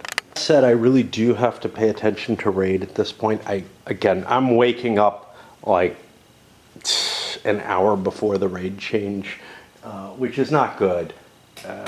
Somehow I got into just staying up until fairly mid-morning-ish, 10 in the morning or so, and so now I'm waking up too damn late. I kind of like waking up at around 2 or 3. Okay, maybe not. I really wish I could wake up at a normal time, but here's the thing. I have this, my dancing means that I'm getting home, since I've been getting lifts home, I'm getting home at maybe 3:30. But I don't always get a lift home, and that means like 4:30. And then when that's the one thing in my life that's kind of controlled. And then otherwise, there's just something about me that wants to always, that has trouble falling asleep, that has trouble convincing myself it's time to go to bed until, I don't know, until whenever. When I don't have anything in my life my clock ends up floating all over the place. I like start living on a 26.5 hour schedule, I think. And that's pretty normal. People like don't really fit into the 24-hour schedule, which is weird. But, you know, I mean, daylight changes and everything, so earlier humans who didn't have electric lighting tended to have their schedule float around a little bit, right? And sleep more in certain periods of the year and less in others, and do different things and whatever. And so I'm not like all that shocked by any of it. What the hell is that Spanish fleet? Oh, okay, it's on top of I thought it was not on top of a town for a moment. And, you know, I do have a fixed point now, which is my dancing. And yes, things get weird, but then after I get home from dancing, I have to play Raid for a while because I've been away for such a long time. It's been, you know, at least 8-10 hours that I haven't been playing. Yeah, probably about 8. And that means that, you know, I do end up not going to bed soon after I get home. I end up, you know, playing until 8 or 9 in the morning. And so that all fits in nicely, but the problem is I have no time to, like, enjoy the day. On another note, somewhat less, well, it's complaining still. I always complain. It's gotten warm enough that during the day, my sweatpants are not a good choice. But I kind of don't feel, I'm not awake for very long during that period where it's warm enough, and it feels kind of funny to like pull out a pair of shorts for just a couple hours a day. But yeah, and then at night, it still gets like really cold. You know, it's getting better. It's not that bad now. It's in the 40s now instead of the 30s. But it manages to dip into the 40s, you know, all year long. So I always have to have a pair of sweats or something to deal with because I spend so much of my life in that period of the day. So as evening comes, I missed something big. In the score prestige, which this happens relatively often. I remember to check for the Papacy and the Imperial prestige points, but that's where power plays are stuck in. Doesn't really make much difference. There's nothing exciting that happens, so you know it has absolutely no impact that I skip it, except that I forget. I haven't scored the power play. So let's take a look at what happens with it. By the way, before I get into that, on my way up here after I realized, oh shit. Well, actually, I realized I didn't score the power play quite a while ago, and I've been doing other stuff and trying to remember it, which is hard, honestly. But the power that the Papacy presents, I know somebody mentioned early on in the video, or in this whole extravaganza that I've been doing, that the Papacy looked kind of powerful. I don't remember who. It might, you know. But my initial response was, I don't really think so. I'm very glad to report, no, it isn't. Yeah, we had a crusade at one point. It was a very niche situation. It seemed valuable. The Spanish used it to get themselves easier into someplace they wanted to attack anyway. That's great. Gave them some extra points. Hasn't turned out to do them that well. But the big thing is they have two abilities, both of which cost cubes to do. One is Declare the Crusade, which is great if you're going to do something against the Muslims and you control the Papacy. You can maybe gain yourself some points that way. You might be risking points though. Like, it's not enough to just pursue the crusade. You have to succeed, and otherwise you take penalties. The second one is the excommunication, which would be useful at targeting, you know, a Catholic player who's well ahead of everyone else. But other than that, it feels pretty limited. And honestly, The only excommunication that I'm aware of in the time period, I may be missing something minor, is the Henry VIII one. And they basically mutually excommunicated each other. It's not covered by this mechanism particularly. It's covered by the English card well enough, I think. All right, let's take a look at our power play and see what we got. We got the War of Spanish Succession. All right, and then we got to find the power play rule. I do find this part useful because it tells you, yeah, I've mentioned this before, it gives you little page number references. Not quite as good as a really detailed numerical location, but it's a big step in the right direction. And a lot of games that that don't have, I mean, this has numbering, so it could send you here, but a lot of games that don't have numerical are kind of problematic. Don't give you any kind of references within the rules itself. Between the index and that, it's really helpful, and it makes this more complex, or this more complex game in a Euro-style rule book a little bit more palatable. So let's see. We got to read this every damn time because we don't remember. Each battleground, it's one per tax province that they control there, one for being the only PR with anything there, and one for having at least an alliance or a marriage there. Okay, so let's take a look at them. Flanders and Wallonia. Spain will be getting 3 of those. They're not the only one, and they don't have an alliance or a marriage.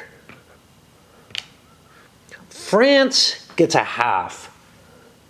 I don't know if we round up. I know we round up, but I don't know if we round up after we calculate all the calculations, or if they just get a half. And we'll see if there's some other issue in play. Nobody has any marriages or alliances there, so let's take that one off. Burgundy. Okay, Spain gets 1 for an alliance and a half for that. We're going to give them 2 for this. Okay. France gets the full tax value. Oh, actually, this is worth 1 because it's by tax value. France gets full tax value. That's a full 2 points. Okay. We have a Spanish alliance there for another point. And I think that's Burgundy. Lombardy. Okay.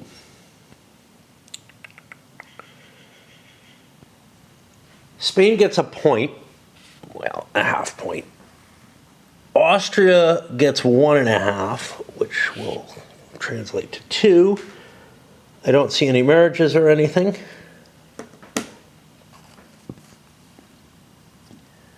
Naples. Oh, this is just hilarious. Turkey gets 3 points for Naples. Plus 1 for being the only one there. None of these others were only one there. Aragon. Spain gets a point, another point. Well, they get a 1.5, but I'm rounding up on each score. So make it 3 points for the marriage. I don't know if that's right. Spain's making some points off this shit. As well they should. Okay, Florida, Virginia, New England, and Canada. Florida, Virginia, New England, and Canada. How do we treat these for points? Like, do they have any kind of area basis? Technically, I think they should be worth 2 points each for ownership and for being the only person in that area. If it wanted to do something kind of reasonable, which is to say you get a point for each ownership, a point for being the only person in the area, for the whole thing, I think they would have specified that. So we'll give them 2 points each. What the hell? 1, 2, 3, 4. It'll draw the game closer, which I'm all in favor of. Okay. So that's the freebies. Now the extra. PRs with marriages, alliances with Castile, or 6 or more towns adjacent to North America trading, score 3. Spain has 3 adjacent to North America. But we actually have a marriage with Castile, which is worth something. So we get 3 Spanish points for that. Spain is making a jump ahead off the war, which is suitable. Okay, then the other. If Castile, France, or England has whoops in fewer than 3 of these areas, they lose 3. Okay, those whoops are towns. England only has 2 in areas adjacent to North America. France has nothing. Spain has the 3. Good move that I added a colonization in Florida or whatever. Nobody has anything in Castile. It's only towns. It does not qualify. I think that's towns. It's hard to see. I should switch glasses. It's not the marriage or vassalage. The vassalage is the one. So both England and France will lose 3 for failing to pursue the key aim to that. And I will place these suckers down for the 7 Years' War so we know where it's going to be centered. These are very helpful for the main centering of the scoring. They're not so helpful for the special case scoring. Of these, they're an elegant way to kind of direct the history where it goes without giving you all the specifics so that you can make your own narrative up for what wouldn't fit in general. So, but strangely here, let's take a look at this. There's nothing in the rest of the world, but I think there will be in the bottom half. Okay, so Poland inherits a really nice position here, and then some more up here in North Germany. Does this feel like the importance of the 7 Years' War? I mean, it's getting Silesia here. It's got Bohemia, which probably wouldn't have really been in play. Those North German areas that England was especially concerned with. It is not taking into account some of France's concerns of keeping. It was possible that France could lose. They didn't fight over this, but some of the stuff that they gained during the Louis XIV ending in the Spanish Succession War era. So, I mean, it was never threatened, but there was always the potential for fighting to happen there.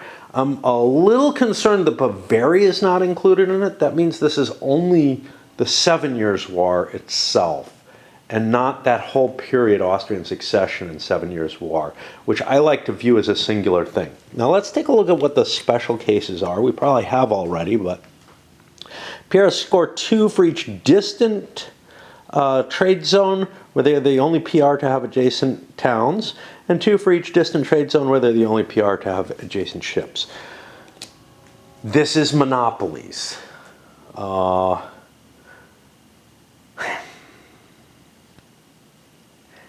It's going to be kind of hard to manage, especially since. So, here's the thing: the adjacent towns, fine. I'm great with that, and obviously, nobody's going to have one over here. Over here, nobody's got one yet. I mean, it's possible somebody could knock the English out. It's the only PR, right? Yeah, the only PRs too. So the fact that Portugal and Denmark have possessions in North America does not matter. They get free passes. Not so sure how much I believe that. Like, I feel like they should be in competition anyway. It's just sort of this, I don't know. But also, so I'm modifying the rules, cheating a little bit, if you will, to say that merchants can go where there aren't actually towns, without using the exploration rules and whatnot. As long as the area has at least something next to it. And I'm being really vague there, but that's what I've been doing, and I'm going to stick with that because I believe that represents things better, and I don't think that has much effect, but it does. So one of the things is, if you didn't explore, like Spain would not have a ship here, but they're not going to get any points for that. You have to have a monopoly. You have to have a monopoly in the land areas next to it, or in the ships next to it. So that's kind of intriguing. So now I'm back where I thought I was before, which is stacking the deck. That's not too exciting a period to take care of, but I want to get that done before I load this up. I'm still playing Raid. I don't know, what my timing is, but it really doesn't matter to you, except if I come up, when I'm drunk tomorrow, or actually Saturday morning or something, or still hungover or whatever, which isn't going to happen. We're going to get this out before then. I want to get to that I failed to, in my rush, to go down and play Raid, yet still managed to put some babblage in there anyhow. These power struggles, I keep calling them power plays, these power struggles, they serve as a kind of elegant sort of thing that reminds me of History of the World. I don't know if I have that up here. I may have. Yeah, it's down there somewhere. I unfortunately don't have the original. I liked it better, mainly because it didn't have plastic pieces. The counters, I could make counters to put a 7th player in History of the World. I don't think I've done the video on it yet, but in History of the World, the original game didn't really support 7 players. It supported them for all but one period. The second edition, or whatever, the Avalon, the Milton Bradley version or whatever, that big box thing, monstrosity, supports 7 players through all ages. Okay, that's great. And then, but they give you these plastic pieces which are only enough for 6 players. The original had pieces for 6 players as well, but you could slip you could make a 7th player's pieces easily enough because they're just cardboard, they're not plastic. You could still, make cardboard pieces for that 7th player, and we've done that.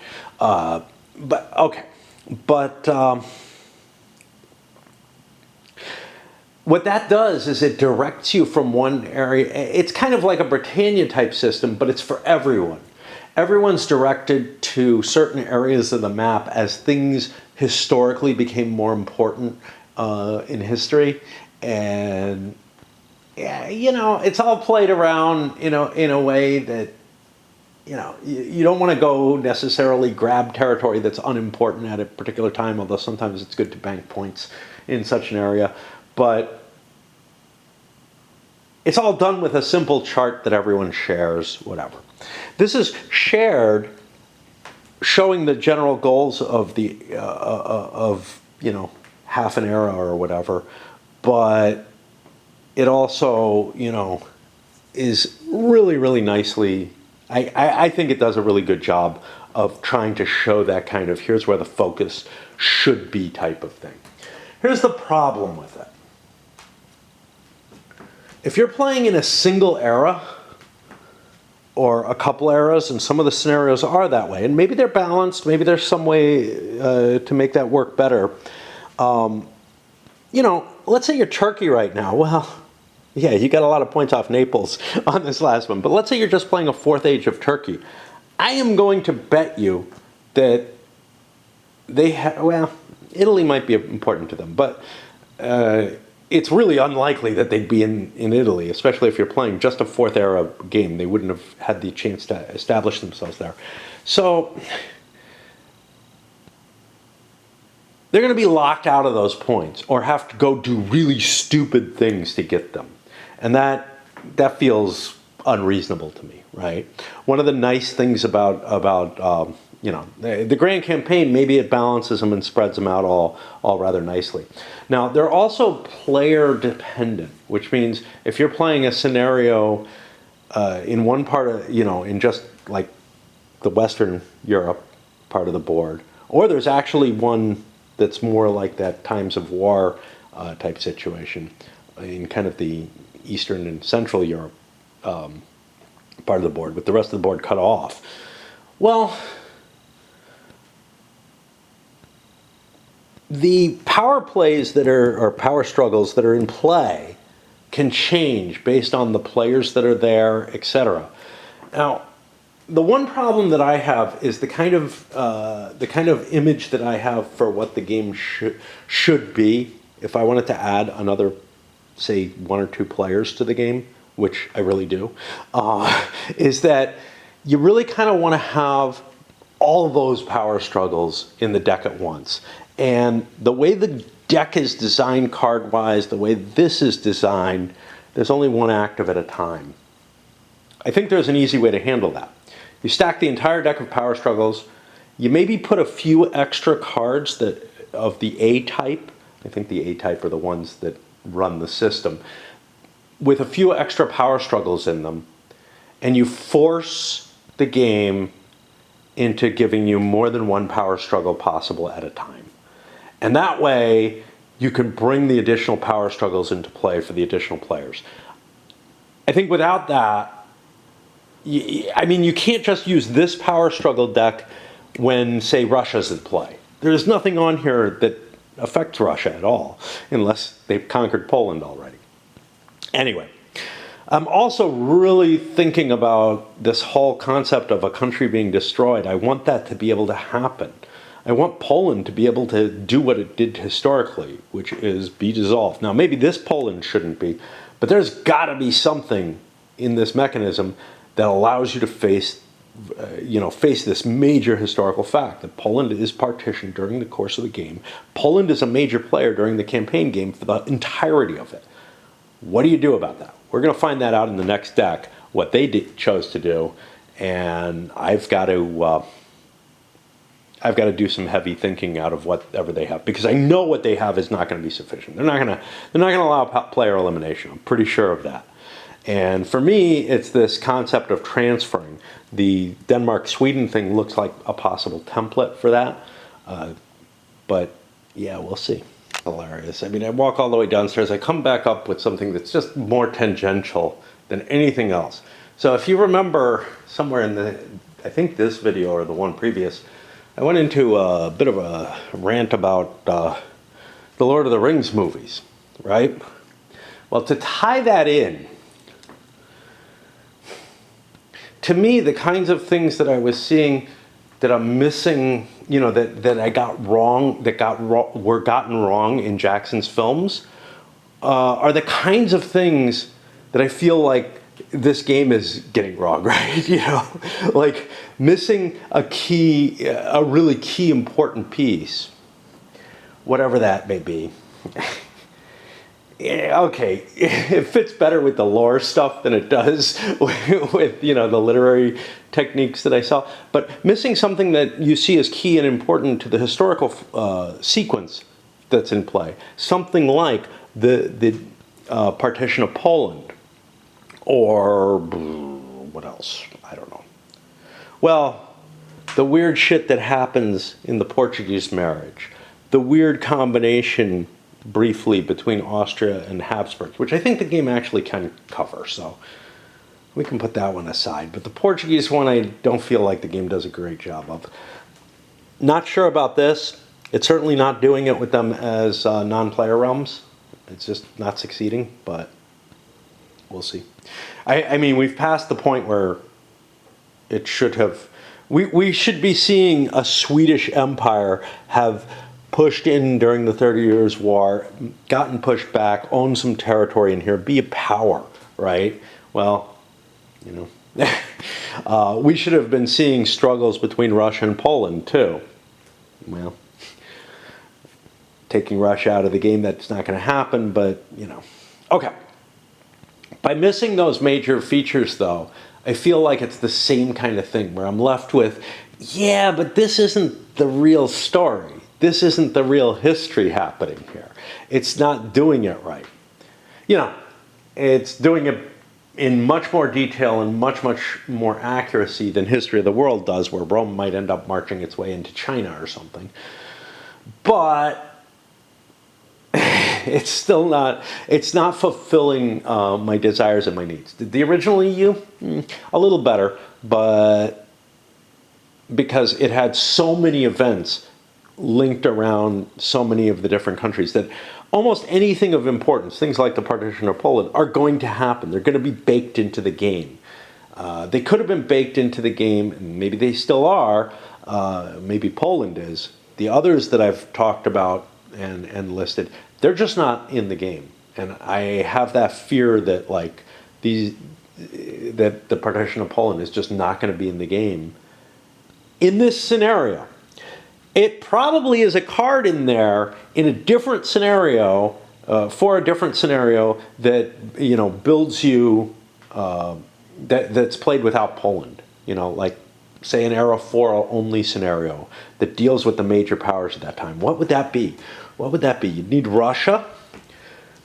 You definitely need Austria. That's 2. France, 3. England is 4. After that, you got 2 up for grabs.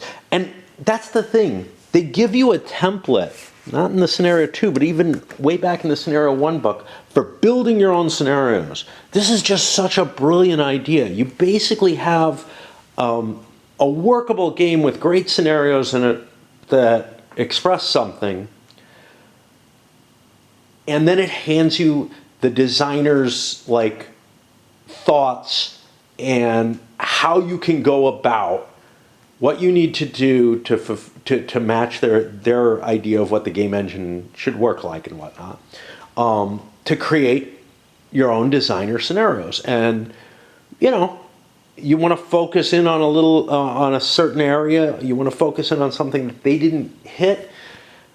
It's all there. The only thing that's not there is the extra counter components for adding those extra players, because I feel like they've given me more than enough tools that with a little tinkering around, I could get the kind of thing I want. It's the kind of thing that they didn't want to do for various reasons. Maybe because they didn't want to put the extra components in, maybe because they didn't want to make hard choices about how to get 2 power struggles in play at the same time. Maybe they didn't want to deal with player elimination, you know, or transferring, you know, from one nation to the other. Although, to be fair, they came up with rules for that, which again can serve as a bit of a template. I think they give you enough tools that someone like me could make a scenario that I really want for this grand campaign. Whatever issues I still have with the underlying system, and there are still some, but there always are, right? And the fact that they're handing me those tools and that I have them, that I can see them, makes this so damned exciting. It might be if like Jackson had filmed all that extra stuff and had put maybe some flavor changes in so that they don't sound like a goddamn football team. Okay. But if he had put in, you know, a Tom Bombadil scene, had filmed it, and then it hit the cutting room floor, but made it into a director's cut. And then you have the opportunity to select which scenes you want to delete or whatever, or leave in. Or if there were AI tools that could allow you to take the imagery of a movie. This is going further off, but it's probably, you know, not that far in the distant future. Take a movie, take imagery, write script for it, or you know, point it to that part of the book or whatever, and it'll write the script, and it'll just clip that scene in that you want and maybe make changes to other things at your direction so you can make your own movie of your desire out of another movie. This is kind of funny. One of these B cards, when I passed it by, not seeing it on here, I thought, well, that's kind of odd that this one isn't on there, this corruption in the colonies. It did seem like a kind of generic thing that should be in a game where people are over there. Well, then I counted my cards for the top half of the deck, and I only have 13 of them. I looked, and yeah, it's supposed to be in there.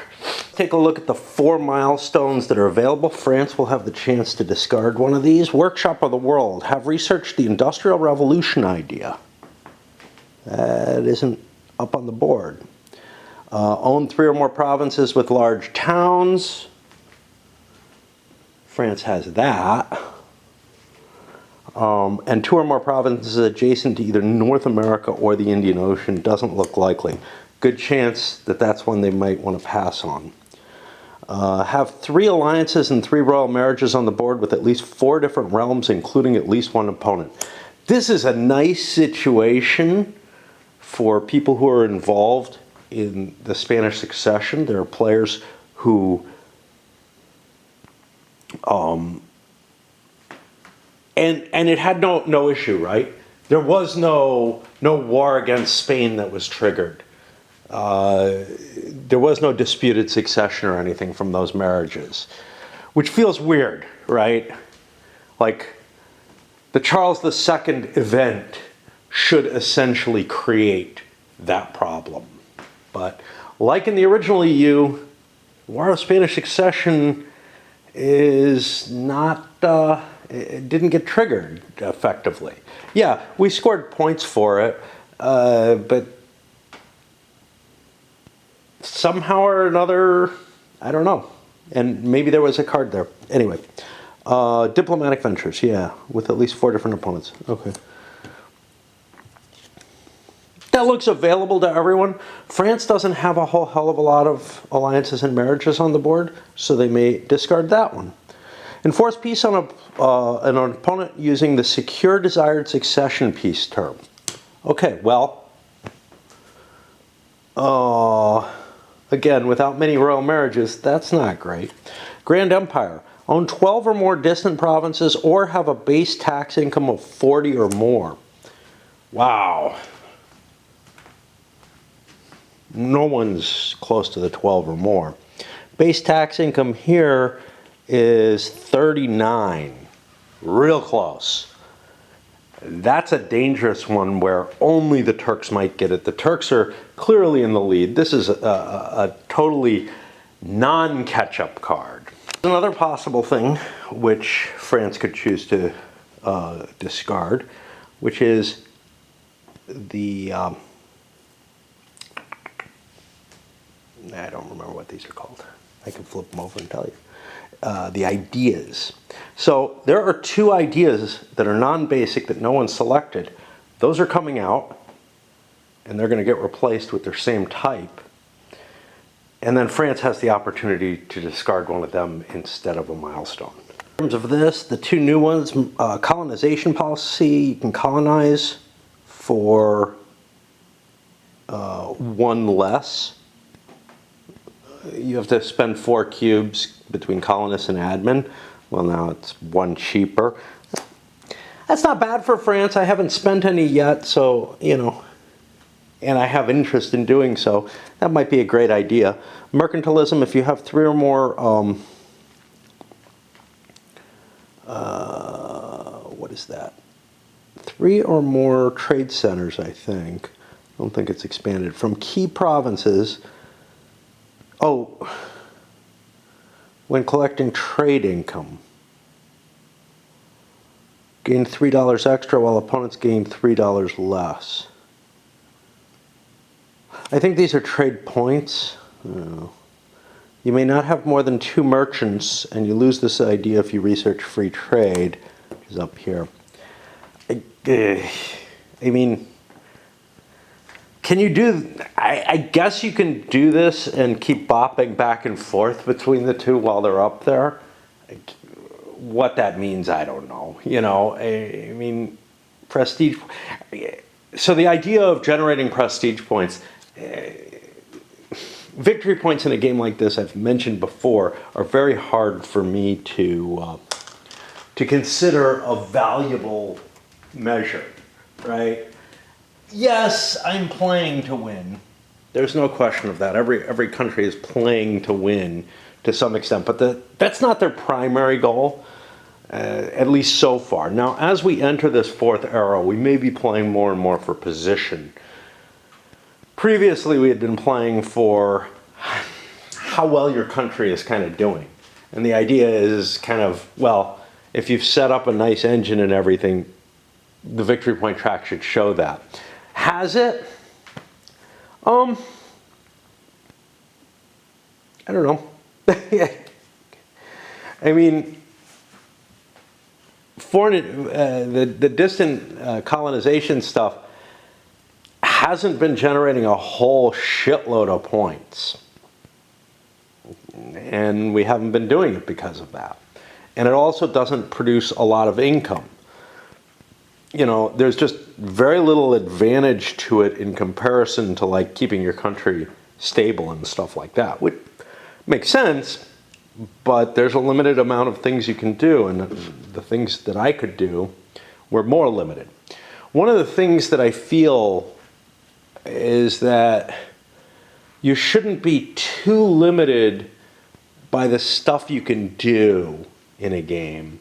The limitations should come more by the actions of your enemies. You know, in the sense that, like, if you want to expand somewhere, you probably should be able to do quite a bit of that, right? It might not be the first thing you want to do. You might want to get your economy in order and everything. But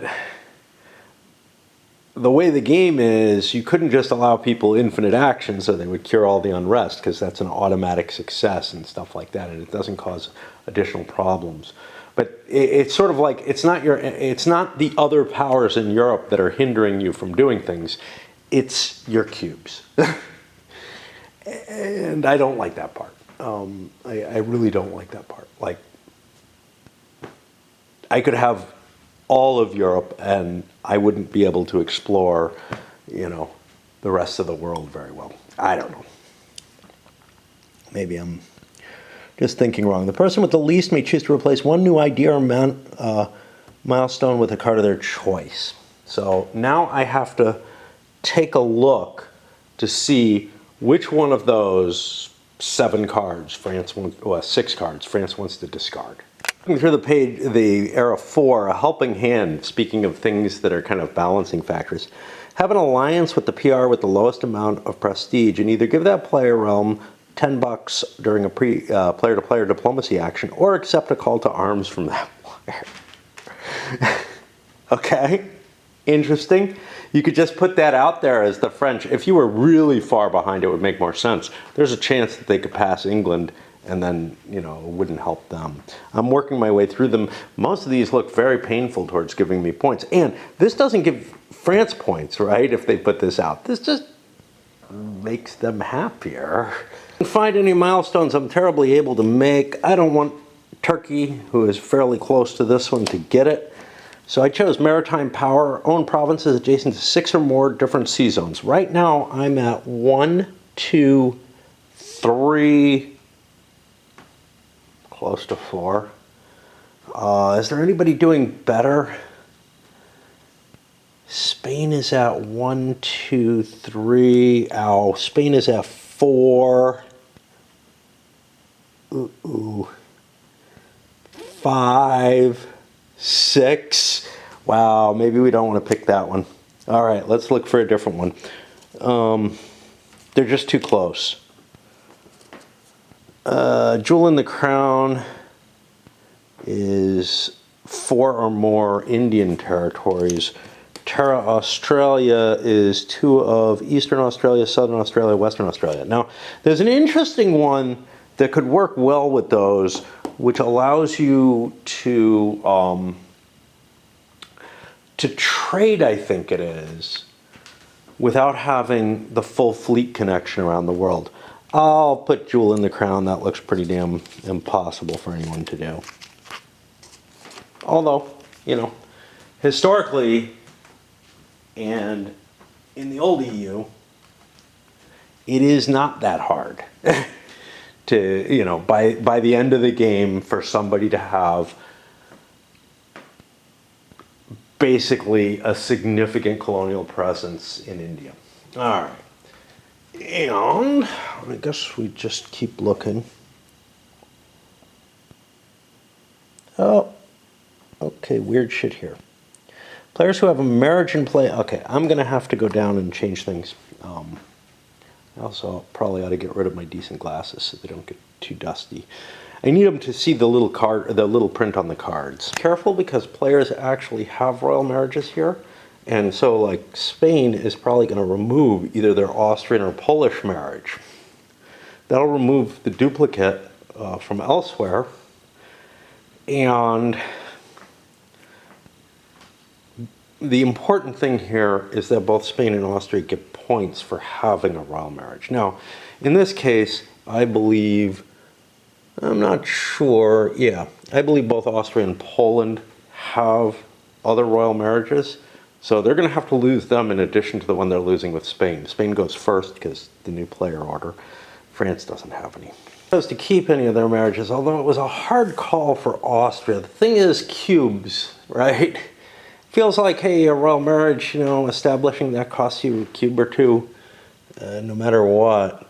But the Austrians got rid of the Hungarian one. I don't think that I have any real goals on Hungary anymore. Let me look and make sure.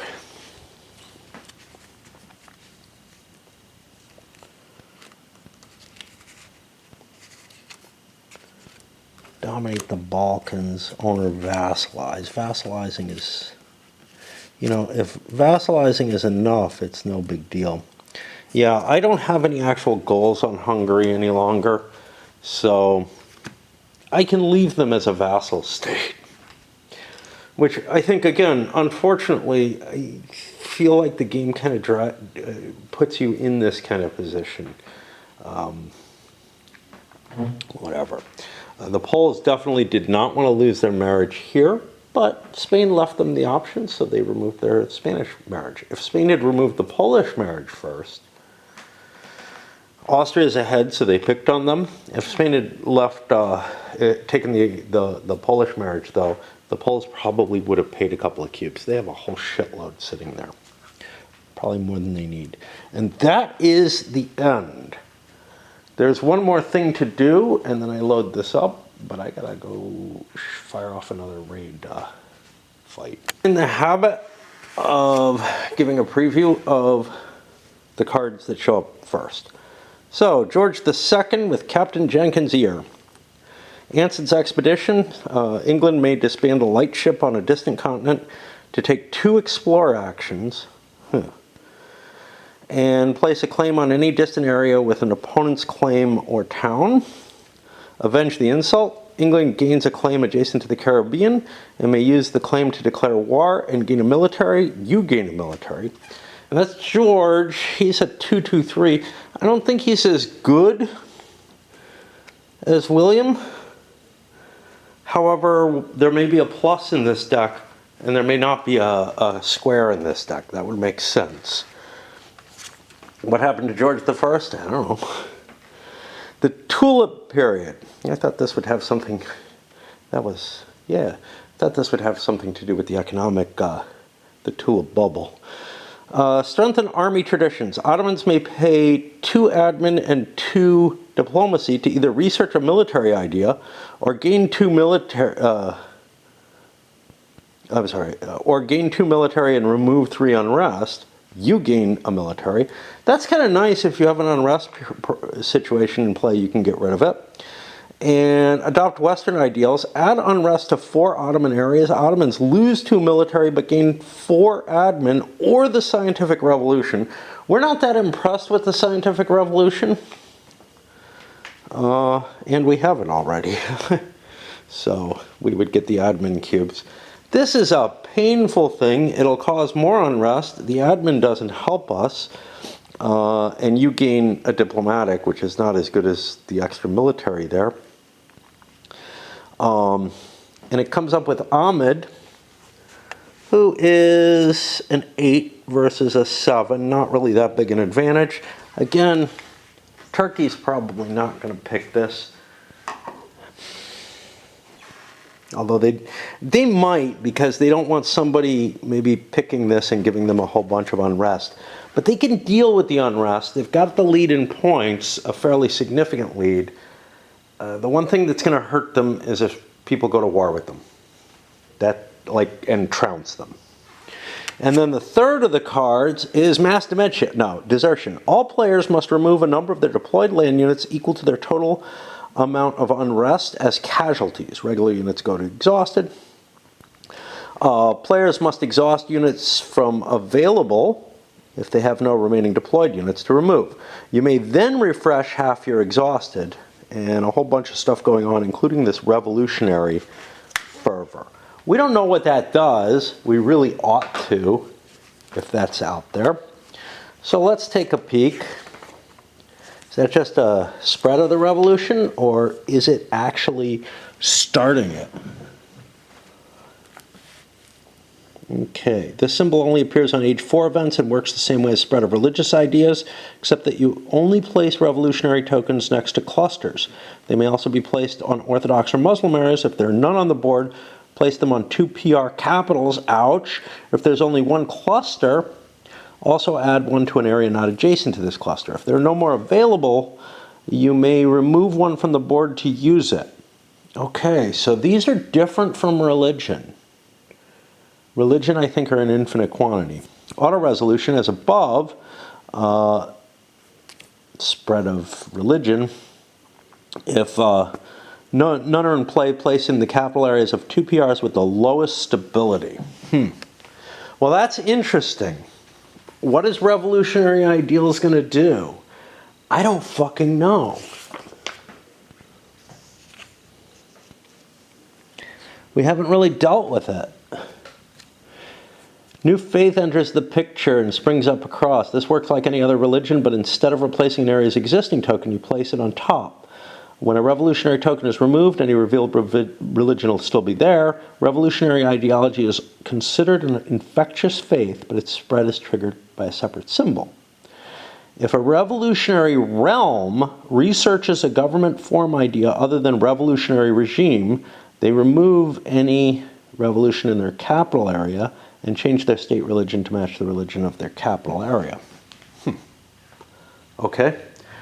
I don't know how you become a revolutionary.